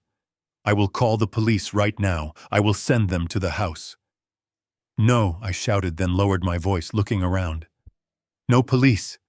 Not yet. If the police come now, Nicole will show them the power of attorney. She will show them Beatrice in a drug-induced stupor. She will say, 'I am violent.' They have already set it up, doctor. Magda attacked me, but they are saying I fell. If the police come, they will see a crazy old man and a dutiful daughter. We lose." "Then what do we do?" Thorne asked, sounding desperate. "I need a lawyer. Not just any lawyer. I need a shark. Someone who hates Nicole. Someone who knows where the bodies are buried in this town." There was a pause. I could hear Thorne thinking. "Sarah Jenkins," he said. "She used to work with Nicole's firm before she went into elder law. She despises your daughter. Apparently Nicole stole a client list from her 5 years ago. Sarah has been waiting for a chance to nail her. Call her," I commanded. "Tell her I have the evidence. I have the pill. I have the motive. But I need to prove Beatrice is sane." "That is the problem," Harold Thorne said, his voice dropping. "As long as Beatrice is on that haloperidol, she will appear incompetent. Even if we get into court, if the judge asks her a question and she drools, we lose. The drug needs time to clear her system." "How long?" I asked. 48 hours for a significant improvement. If she stops taking it now, by Friday noon, she might be lucid enough to speak. But how are you going to stop the medication? That nurse watches her like a hawk. I looked at the grease stains on the concrete. I thought about the chemistry sets I used to buy for my grandson. I thought about the basic principles of engineering. If you can't stop the flow, you divert it. "I am going to swap the supply," I said. "I need you to tell me exactly what generic haloperidol looks like compared to something benign. Sugar pills, glucose, anything. Harold, that is dangerous. If she catches you, she won't catch me out." I cut him off, "because she thinks I am locked in my room. Call Sarah Jenkins. Tell her to be ready to storm the gates on Friday at noon. Not a minute sooner. I need the element of surprise. I will call her," Thorne promised. "Be careful, Harold. You are a brave man. I am not brave, doctor. I am a husband." I hung up the phone. I didn't have time to feel relief. I had to get back. The run back to the house was a blur of pain. My adrenaline was crashing, and my legs felt like lead pipes. Every step sent a jolt of agony through my hip. But the image of Beatrice lying on the floor convulsing kept me moving. I wasn't running for myself. I was running for her. I reached the backyard just as the first hint of gray started to touch the eastern sky. I stood at the bottom of the drainage pipe looking up. Climbing down was hard. Climbing up at 71 with a head injury was bordering on impossible. But physics didn't care about my age, and neither did I. I wrapped my towel around the pipe again. I jammed the toe of my slipper into the bracket. I pulled. I groaned aloud as my muscles seized. I hauled myself up inch by agonizing inch. I slipped once, scraping my shin raw against the brick, but I held on. I thought about Nicole's smug face. I pulled harder. I thought about Derek's laugh. I pulled again. I reached the windowsill, my chest heaving, black spots dancing in my vision. I tumbled over the sill and onto the bathroom floor, collapsing onto the cold tiles. I lay there for a full minute, just breathing, listening to the silence of the house. I had made it. I stood up trembling and closed the window. I washed the dirt off my hands and face. I hid the towel in the bottom of the hamper. I checked the mirror. I looked like a ghost, pale and battered, but I was here. I unlocked the bathroom door and stepped into the bedroom. I needed to unlock the bedroom door from the inside to make it look like I had been there all along, just in case they checked. I walked across the room, my feet silent on the carpet. I reached for the handle, but before I could touch it, the handle turned. My heart stopped. The chair on the other side scraped against the floor as it was pulled away. I froze. I was standing in the middle of the room, fully dressed in my dirty pajamas, smelling of sweat and outside air. There was no time to get in bed, no time to pretend to sleep. The door swung open. Nicole stood there. She wasn't wearing her pajamas. She was dressed in her running clothes, looking fresh and sharp, holding a bottle of water. She didn't look surprised to see me awake. She looked curious. She leaned against the doorframe, crossing her arms over her chest. Her eyes traveled down to my muddy slippers, then up to my bruised forehead, and finally locked onto my eyes. She didn't scream. She didn't call for Derek. She just tilted her head slightly, a small, unreadable smile playing on her lips. "Did you have a nice walk, Dad?" she asked softly. The blood froze in my veins. She knew. She had known the whole time. The camera in the hallway. Sensors on the windows. Or had she just heard the old man wheezing as he climbed the wall? I don't know what you mean, I stammered, falling back on the only defense I had left. "Don't you?" she whispered, taking a step into the room. She closed the door behind her, sealing us in. "You always were a terrible liar. But that is okay. It makes Friday so much easier." She reached out and patted my cheek right over the bruise.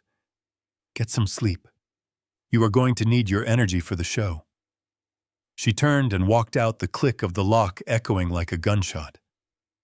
I stood there in the dark, realizing with a terrifying certainty that the game had changed. She wasn't afraid of me escaping. She was counting on it. She thought my resistance was just another symptom she could use against me. She thought she was the cat playing with a mouse. But she had forgotten that even a mouse, when cornered, will go for the throat. I sat on the bed and began to untie my muddy shoes. The alliance was formed. The trap was set. Now I just had to survive the bait. Thursday morning arrived with the cold, gray light of an execution day.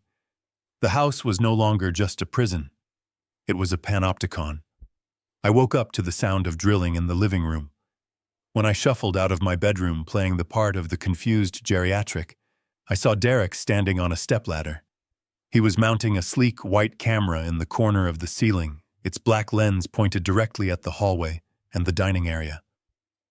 It was a high-definition Wi-Fi camera, the kind that sends alerts to a smartphone every time a dust mote settles on the floor.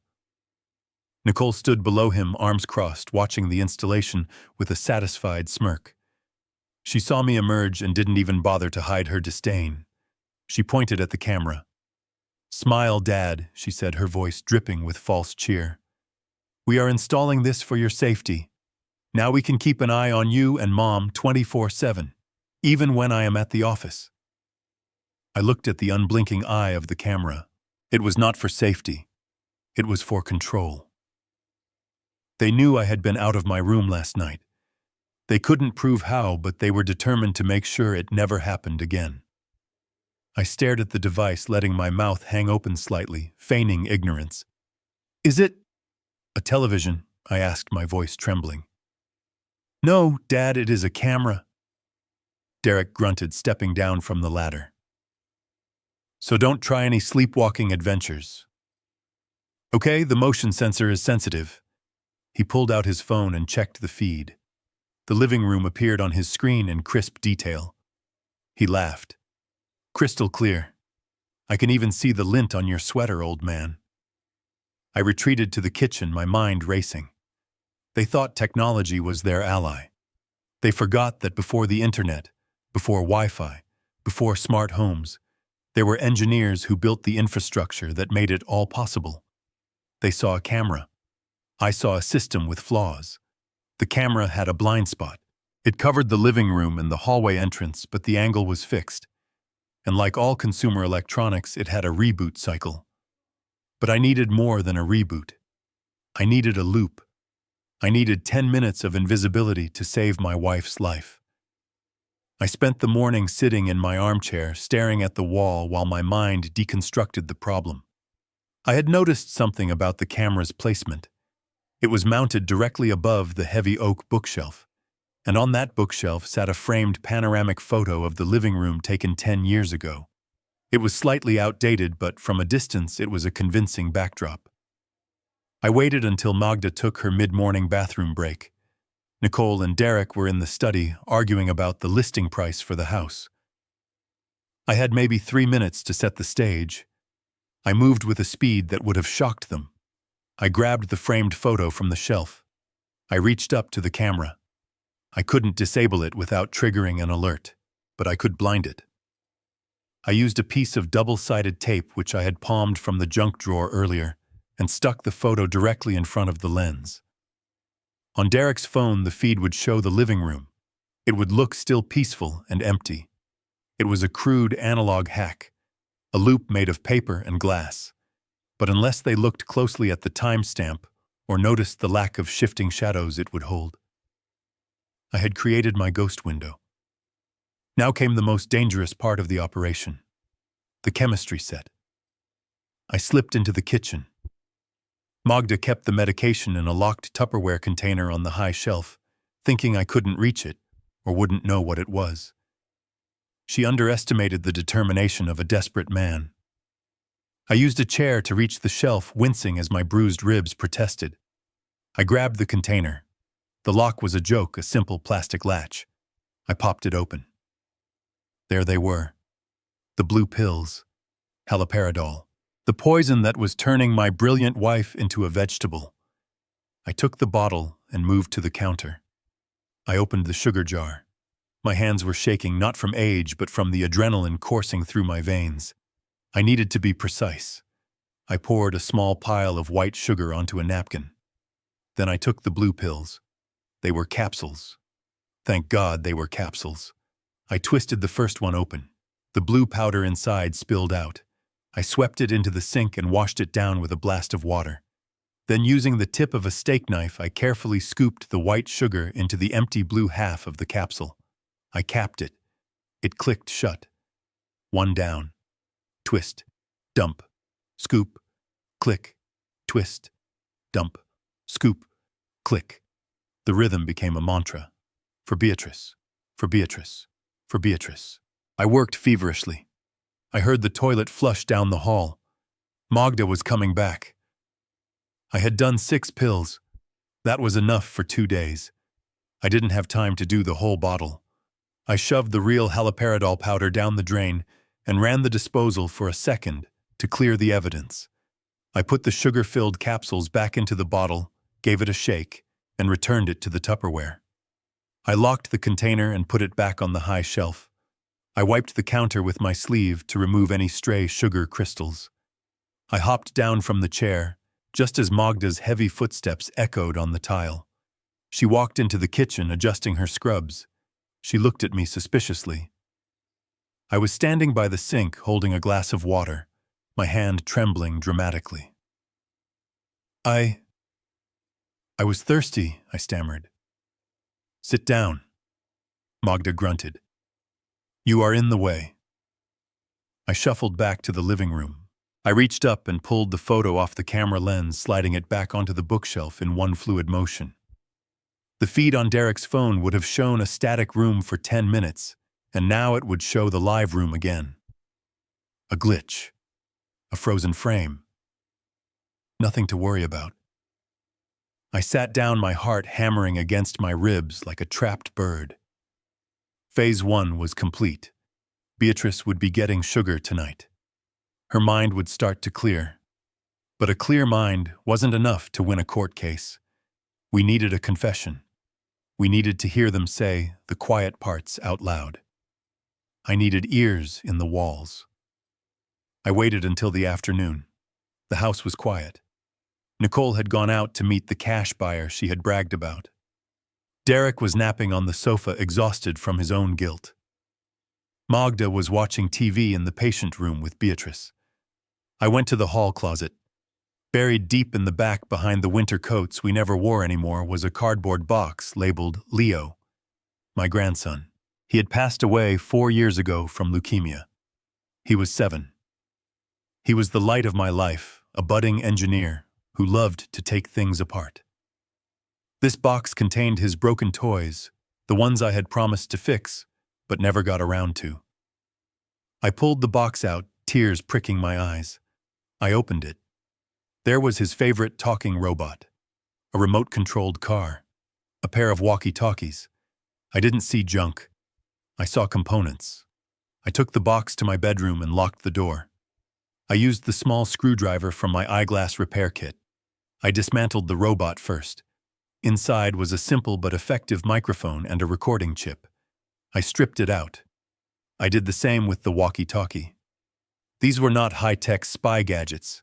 They were simple transmitters. But combined with the battery packs from the remote control car, I rigged 3 crude listening devices.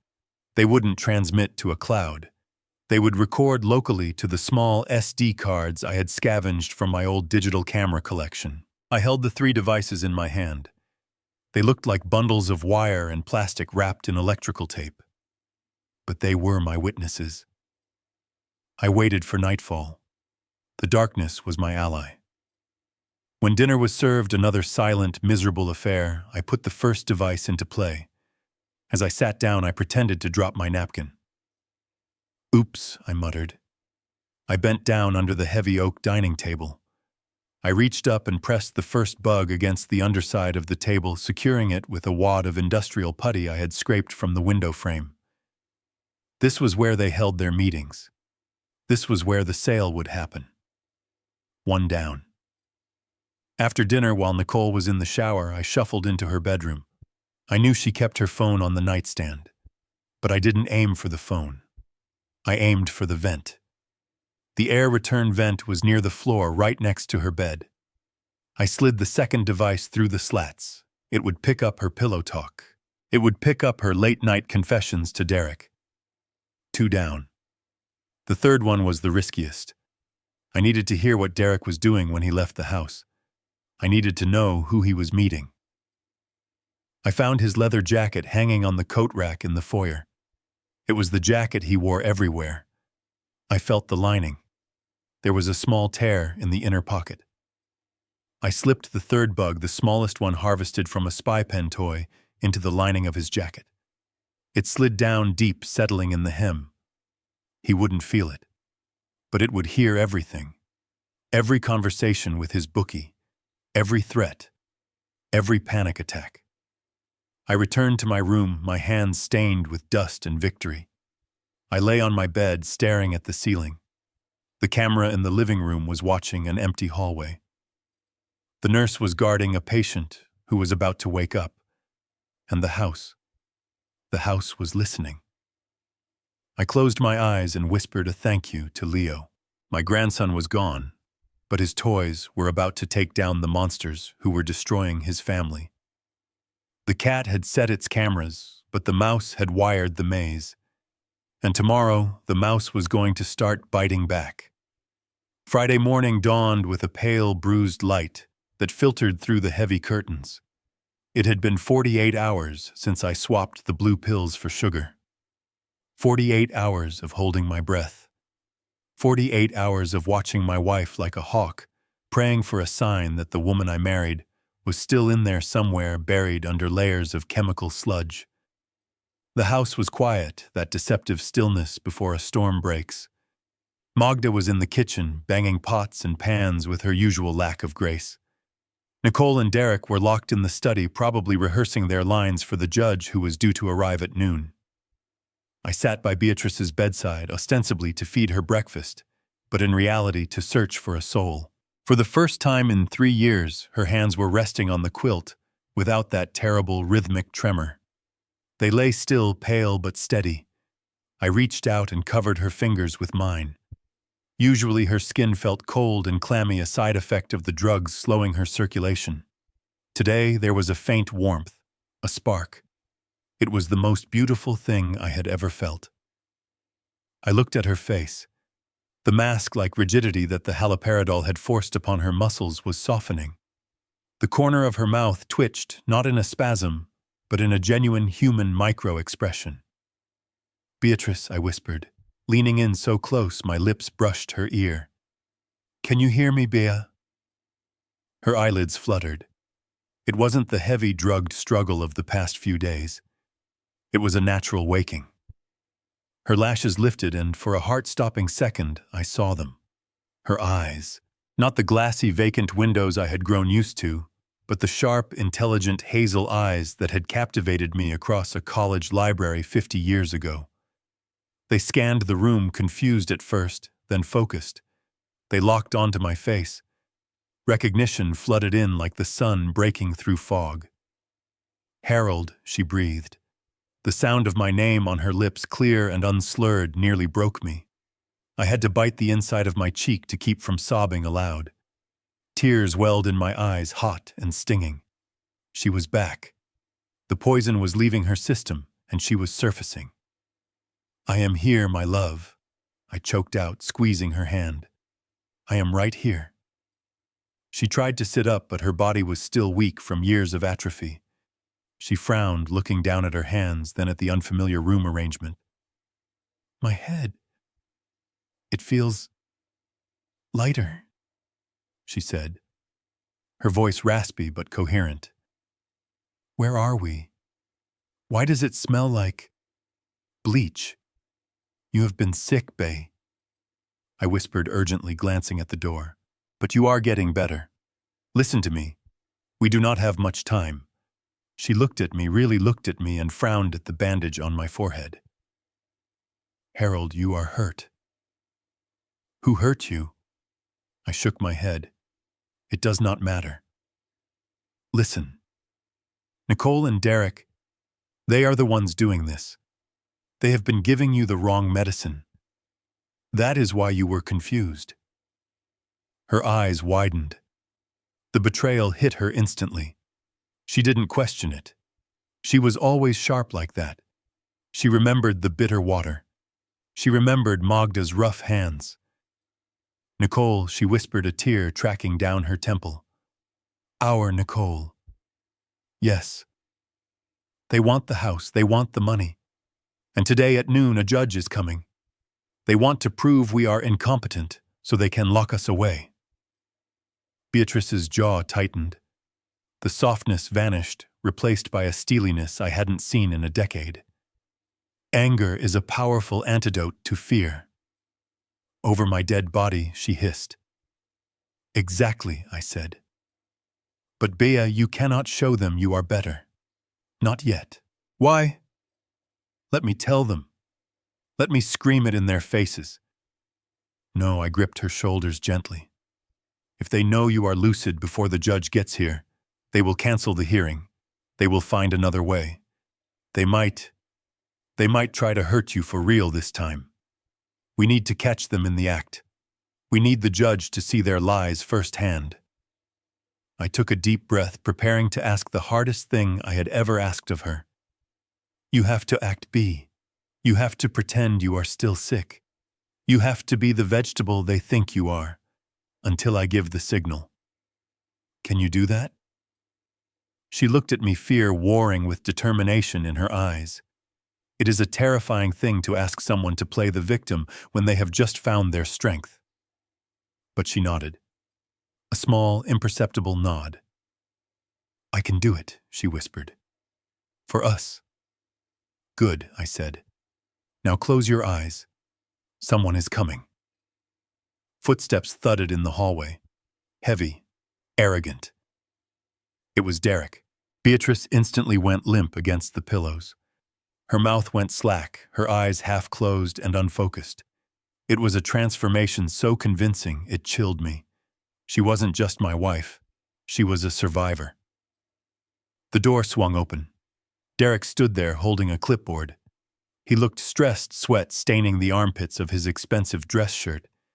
He didn't even say hello, he just walked over to the bed and looked down at Beatrice with a mixture of disgust and impatience. "Is she fed?" he barked at me. I was just trying to get her to eat some oatmeal," I stammered, hunching my shoulders, reverting to my role as the useless old man. "She is not hungry. She has to eat," Derek snapped. "We can't have her fainting in front of the judge. It needs to look like we take good care of her, remember?" He leaned over the bed, his face inches from hers. Beatrice didn't flinch. She stared past him at the wall, her breathing shallow and rhythmic. "Hey, Brenda," he said, using the wrong name on purpose, a petty cruelty he enjoyed. "Wakey, wakey." Beatrice moaned low in her throat, a sound of pure distress that sounded entirely genuine. "She looks different," Derek muttered, narrowing his eyes. My heart hammered against my ribs. What did he see? Was her color too good? Were her eyes too clear? "She usually has that twitch," Derek said, waving his hand vaguely. "Her head usually shakes." "Why isn't she shaking?" I gripped the bedsheet. He was noticing the lack of side effects. The haloperidol tremors were gone. "She is tired," I offered weakly. "She had a bad night." Derek didn't buy it. He was paranoid. Guilt does that to a man. He leaned closer, peering into her eyes. Beatrice kept her gaze fixed on the middle distance, not blinking, even as his face loomed over her. "And she is dry," Derek observed. "Usually there is drool on the pillow. She looks too clean." He reached out. I saw his hand moving toward her arm. He wasn't going to pat her. He was going to test her. "What are you doing?" I asked, my voice rising in panic. "Shut up, old man," Derek said. He grabbed the fleshy part of Beatrice's upper arm, and he twisted. It wasn't a gentle pinch. It was a cruel, hard pinch designed to elicit a reaction. He dug his nails in. I saw the skin turn white under his fingers. It had to hurt like hell. I almost lunged at him. Every instinct in my body screamed to tackle him, to smash his face into the floorboards. But I froze. If I moved, the game was over. If I fought him now, he would call off the hearing. He would sedate her by force. We would lose the war.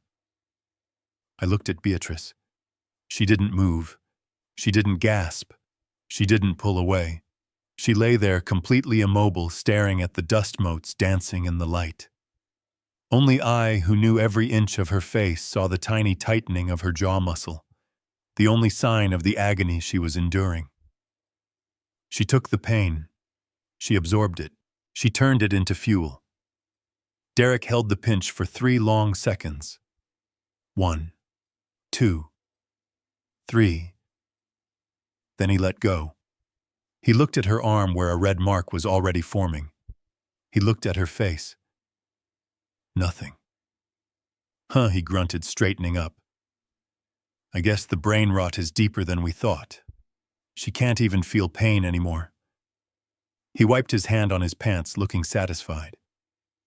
"That is good. That is perfect. The judge will see she is totally gone." He turned to me, grinning. "Make sure she stays clean, Harold. Noon. Don't be late. And fix your hair. You look like a homeless person." He walked out, whistling a tuneless melody. As soon as the door clicked shut, I collapsed onto the edge of the bed, burying my face in my hands. I was shaking. I was shaking with a rage so pure it felt like it could melt steel. I wanted to kill him. I truly did. Beatrice let out a long, shuddering breath. She turned her head toward me. She rubbed her arm where the red mark was deepening into a bruise. "Did I do okay?" she whispered, her voice trembling slightly. I looked at her. My brave, incredible wife. She had just endured torture to save us. "You were perfect," I whispered, kissing her forehead right over the worry lines. "You were absolutely perfect." She looked at the bruise on her arm. "He is going to pay for that, isn't he, Harold?" I stood up. I walked to the window and looked out at the driveway where the cars were starting to arrive. I saw a black sedan pull up. It was the judge. Yes, I said, my voice cold and hard. He is going to pay for everything. I turned back to her. The time for hiding was over. The stage was set. Get ready, Beatrice. It is showtime. I went to the closet and pulled out my old suit. It was a bit moth-eaten, and it hung loosely on my frame now, but it was the suit I wore when I accepted the Engineer of the Year award 20 years ago. I put it on. I tied the tie with steady hands. I slicked back my hair. I wasn't dressing for a funeral. I was dressing for court. I walked over to the wheelchair. I helped Beatrice into it. She went limp again as I lifted her, falling back into character. I tucked a blanket around her legs, hiding the bruise on her arm for now. That would be Exhibit B. The bruise on my forehead was Exhibit A. We are ready, I said to the silent room. I pushed the wheelchair toward the door. The wheels squeaked slightly on the hardwood. It sounded like a battle cry. We rolled into the hallway, moving toward the living room, where the cameras were watching, where the microphones were listening, and where the trap was waiting to be sprung. The awakening had happened in secret. Now the reckoning would happen in public. The living room of my home had been transformed into a theater of cruelty. By noon on Friday, the furniture I had built with my own hands was pushed against the walls to make room for a long folding table that looked like it belonged in a bingo hall. Judge Kincaid sat behind it, wearing his black robes, which seemed ridiculous in a suburban living room, but he wore them like armor. He was a heavy man, with a red face and eyes that shifted constantly, never landing on anything for more than a second. He smelled of stale cigar smoke and expensive cologne, the scent of a man who was used to getting his way. To his right sat David Nicole's lawyer, a man with a smile so sharp it could cut glass. And then there was Nicole. My daughter was giving the performance of her life. She was dressed in modest black, as if she were already mourning us. She sat on the sofa across from the judge, dabbing at dry eyes with a tissue, her voice trembling with practiced sorrow. Derek stood behind her, his hand on her shoulder, playing the supportive husband, while his eyes kept darting toward the safe in the study. Beatrice and I were parked in the corner, like pieces of broken furniture. I was in my old suit, the bandage on my forehead throbbing under the harsh lights they had set up. Beatrice was slumped in her wheelchair, her chin on her chest, a blanket tucked around her legs to hide the bruise Derek had given her. She looked small. She looked gone. It took every ounce of my will not to reach out and squeeze her hand to signal that the cavalry was coming. Your Honor. Nicole said, her voice catching in her throat. It breaks my heart to do this. Really, it does. But you can see the state they are in. Mom has not recognized me in months.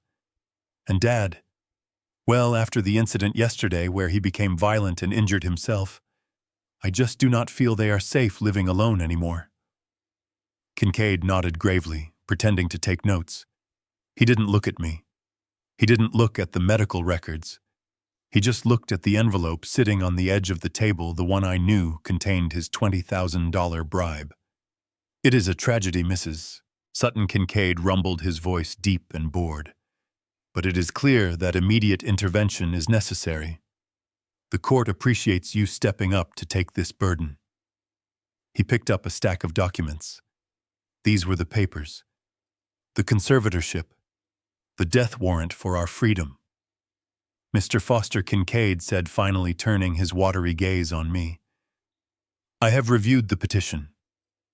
Given your wife's advanced catatonic state and your own cognitive decline, the court finds it in the best interest of both parties to transfer all financial and medical decision-making powers to your daughter, Nicole Sutton. He didn't ask me if I understood. He didn't ask me for my side of the story. He just slid the papers across the table along with a heavy gold-plated pen. Sign here, Mr. Foster. It is the only way to ensure your wife gets the care she needs. The room went silent.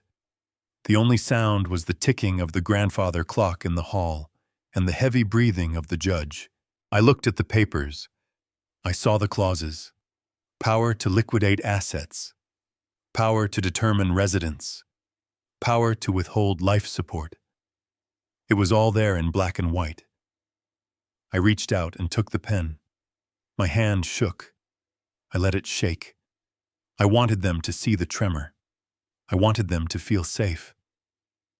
Nicole let out a breath she had been holding. She leaned forward, her eyes hungry. Derek grinned, a flash of teeth that looked predatory. They were already spending the money. They were already remodeling the kitchen in their heads. I brought the pen to the paper. The tip hovered over the signature line. "Harold, sign it," Derek urged, his voice tight. "Don't make this harder than it has to be." I looked up. I looked at Nicole. "You promise?" I said, my voice cracking. "You promise you will take care of her?" Nicole nodded vigorously, tears streaming down her face. "Of course, Daddy. I promise. I will take care of everything." I looked at the judge. "And you, Your Honor. You believe this is justice?" Kincaid checked his watch. "Mr. Foster, the court's time is valuable. Sign the papers." I gripped the pen tighter. The metal bit into my skin. This was the moment. The pivot point, the fulcrum upon which the rest of our lives would turn. I took a deep breath. I straightened my back. The tremor in my hand stopped instantly. The confusion in my eyes vanished, replaced by the cold, hard stare of a man who had stared down structural failures and saved skyscrapers from collapsing. "I will sign," I said, my voice dropping an octave, becoming steady and resonant.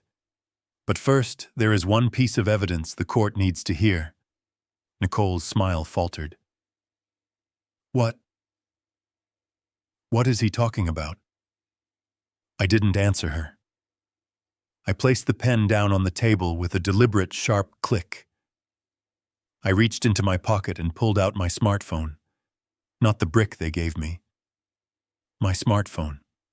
The one I had recovered from Derek's jacket pocket while he was sleeping 2 hours ago. I tapped the screen. I connected to the Bluetooth speaker I had hidden behind the heavy velvet drapes directly behind the judge's head. "What is this?" Kincaid demanded, looking around. I pressed play. The sound of static filled the room, followed by a voice. It wasn't a whisper. It was amplified, booming through the living room with crystal clarity. It was Nicole's voice. "Just make sure she takes the blue pills, Magda.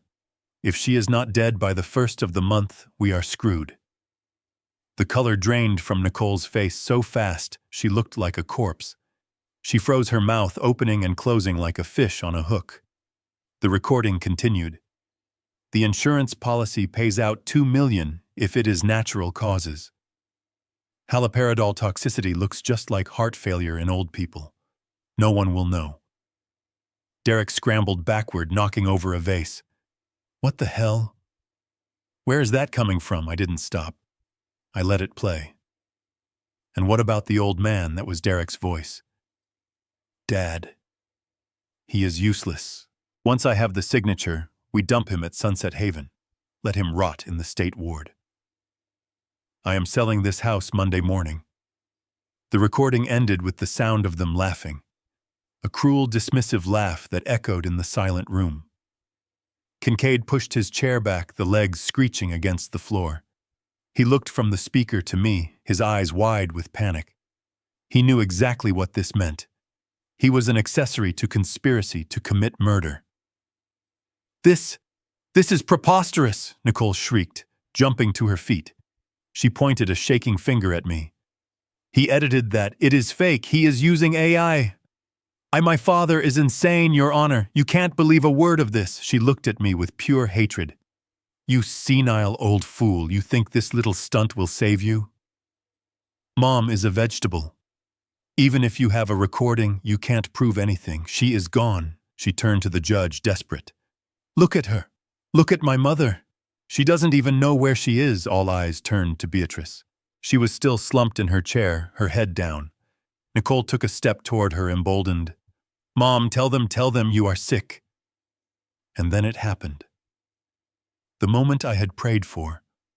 The moment that justified every risk, every lie, every drop of blood. Beatrice's head lifted. It didn't lift slowly or weakly. It snapped up. She sat up straight, her spine aligning with a regal grace that made the wheelchair look like a throne. She pulled the blanket off her legs and let it fall to the floor. She looked at Nicole. Her eyes were not cloudy. They were burning with a fire that could consume the world. She didn't look at the judge. She didn't look at Derek. She looked directly at her daughter. "You are wrong, Nicole," Beatrice said. Her voice was not a whisper. It was strong. It was the voice of the woman who had raised this family, the woman who had run a household, the woman who had taught Nicole how to read. "I know exactly where I am," Beatrice continued, her diction perfect, cutting through the air like a knife. "I am in my home, and I am looking at a stranger." Nicole gasped, stepping back as if she had been slapped. "Mom, do not call me that," Beatrice said, her voice dropping to a deadly calm. "A daughter does not poison her mother. A daughter does not plot to sell her father into a state ward." Beatrice turned to the judge. Kincaid was sweating profusely now, gathering his papers, trying to find an exit strategy. "Your Honor," she said, "my name is Beatrice Foster. I am of sound mind. I have been forcibly medicated with haloperidol for 3 years against my will. My husband has the toxicology report from an independent lab." "And that man," she pointed a steady finger at Derek, "bruised my arm this morning to test if I was brain dead. I am not. I felt every second of it. And I am going to make sure you feel every second of your sentence." The room erupted. Nicole started screaming, a primal, terrified sound. She lunged toward the table to grab the papers, to tear them up, to destroy the evidence. "No. You can't do this. This is my house, but I was ready." I stepped forward, blocking her path. I wasn't the frail old man anymore. I was the wall. I stood tall, my chest expanding, casting a shadow over her. "Sit down, Nicole," I commanded.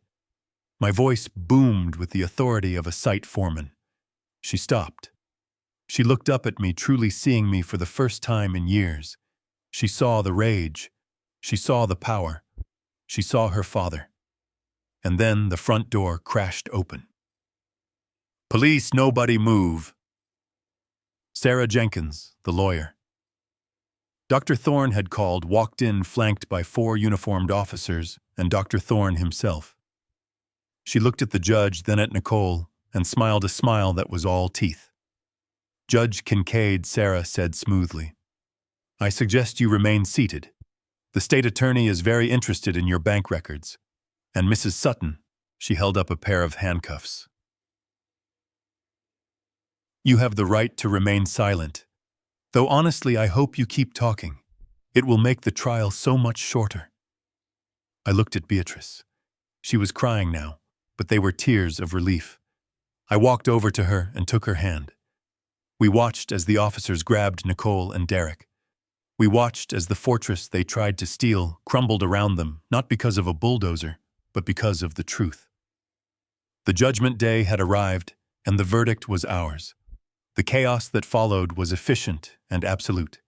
The 4 uniformed officers moved into the living room with the precision of a tactical unit, their presence instantly shattering the illusion of the civil court proceeding Nicole had tried to orchestrate. Sarah Jenkins stood by the door, her arms crossed, watching the scene unfold with the cold satisfaction of a hunter who had finally trapped her prey. She didn't need to shout orders. A simple nod to the sergeant was enough. 2 officers moved toward Derek, who was still backed against the wall, hyperventilating. The other 2 flanked Nicole, cutting off her path to the table where the incriminating documents lay. But the final blow didn't come from a badge. It came from a lab coat. Dr. Thorne stepped through the front door, looking tired but triumphant. He held a tablet in his hand, the screen glowing with a complex medical chart. He walked straight to the judge's table, ignoring Kincaid's sputtered protests, and turned the screen so everyone could see. "Here is the confirmation," Thorne announced, his voice steady. "I just received the expedited results from the blood draw I took 48 hours ago, compared with a sample taken this morning. 2 days ago, Beatrice Foster's blood showed toxic levels of haloperidol. Today, her levels have dropped by 90%. The correlation with her sudden return to lucidity is undeniable. This was not dementia, Your Honor. This was poisoning."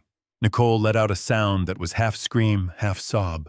She lunged for the tablet, her manicured claws reaching for the evidence, but an officer caught her wrist mid-air. The click of the handcuffs was the loudest sound in the room. It was a mechanical snap that signaled the end of her reign. "You do not understand," Nicole shrieked, struggling against the officer's grip. "I was trying to save the house. I was trying to save us from bankruptcy. It was his idea." She whipped her head around, her eyes wild, pointing her chin at Derek. "He is the one with the gambling debt. He is the one who owes the loan sharks. He told me we had to sell the house or they would kill us. I just wanted to keep everyone safe." Derek, who was being patted down by the other officers, looked up with a face wet with tears and sweat. His bravado had completely evaporated, leaving behind a pathetic, trembling coward. "You liar," Derek yelled back, his voice cracking. "You said your parents were useless. You said the old man was a waste of space. You planned the whole medical chart. You printed the fake labels. I watched them turn on each other." It was pathetic. The united front they had presented for years, the perfect couple who just wanted to help, dissolved instantly under the weight of consequences. They weren't partners. They were just two rats in a cage biting each other to survive. Officer Sarah Jenkins interrupted, her voice cutting through the screaming. "Make sure you note that Mr. Sutton just confessed to a motive involving loan sharks, and Mrs. Sutton just admitted to knowledge of the medical manipulation. I believe that is enough for conspiracy to commit murder and elder abuse." Judge Kincaid, realizing his courtroom had become a crime scene, tried to make himself invisible. He gathered his robes and picked up his briefcase, attempting to slip past the commotion toward the front door.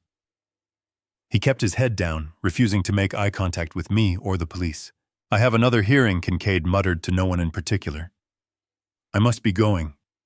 This is a domestic matter." He reached the threshold, but he didn't get far. Sarah Jenkins stepped in front of him, blocking the exit. She wasn't a large woman, but in that moment she looked like a giant. She pulled a folded document from her blazer pocket and held it up. "Not so fast." "Your Honor," Sarah said, her smile sharp enough to draw blood. "I took the liberty of contacting the State Ethics Committee this morning. They are very interested in the $20,000 wire transfer that hit your offshore account an hour ago.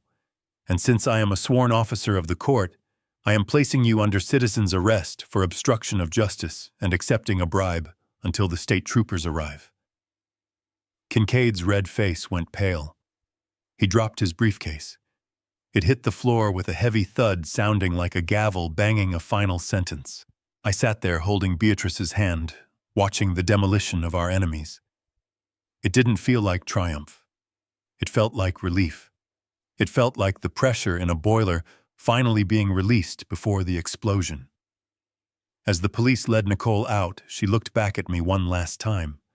Her face was a mask of confusion, as if she still couldn't understand how her perfect plan had failed. "Why," she whispered, "you were just a confused old man." I looked at her, the daughter I had raised, the stranger she had become. "I am an engineer, Nicole," I said softly. "And you forgot the first rule of construction. If the foundation is strong, the house doesn't fall." The door closed behind them. The siren lights flashed against the living room walls, red and blue, washing away the shadows of the last 3 years. 6 months have passed since that day. The seasons have changed, and so have we. We sold the house last week. It wasn't a foreclosure. It wasn't a fire sale to pay a bookie. It was a calm, calculated decision made over Sunday morning coffee. We realized that the house, as much as we loved it, was a monument to a past that was over. The memories were in the walls, yes, but the trauma was there too. I couldn't walk into the kitchen without seeing the spot where I crushed the blue pills. Beatrice couldn't look at the dining table without remembering the bruise on her arm. So we sold it to a young couple who wanted to raise a family. We sold it for market value, putting the money exactly where it belonged in our own bank account, under our own names. We used a portion of the funds to buy a Winnebago. It is a 30-foot recreational vehicle with a king-sized bed and a kitchenette that Beatrice loves. She is doing much better now. The doctors say her cognitive function is back to 90%. The tremors are gone. She paints watercolors again, sitting at the small table in the RV as we watch the American landscape roll by. Right now we are parked on the edge of the Grand Canyon. It is funny. I lied to Derek about looking for photos of this place in the basement, but now we are actually here. The red rocks stretch out forever, vast and indifferent and beautiful. The wind is cold, but it is a clean wind. It doesn't smell of bleach or deception. I spend my mornings maintaining the engine. I check the oil. I tighten the belts. I listen to the hum of the machine. It is a good machine. It takes us where we want to go. Nicole and Derek are currently awaiting trial. The state prosecutor is not offering a plea deal.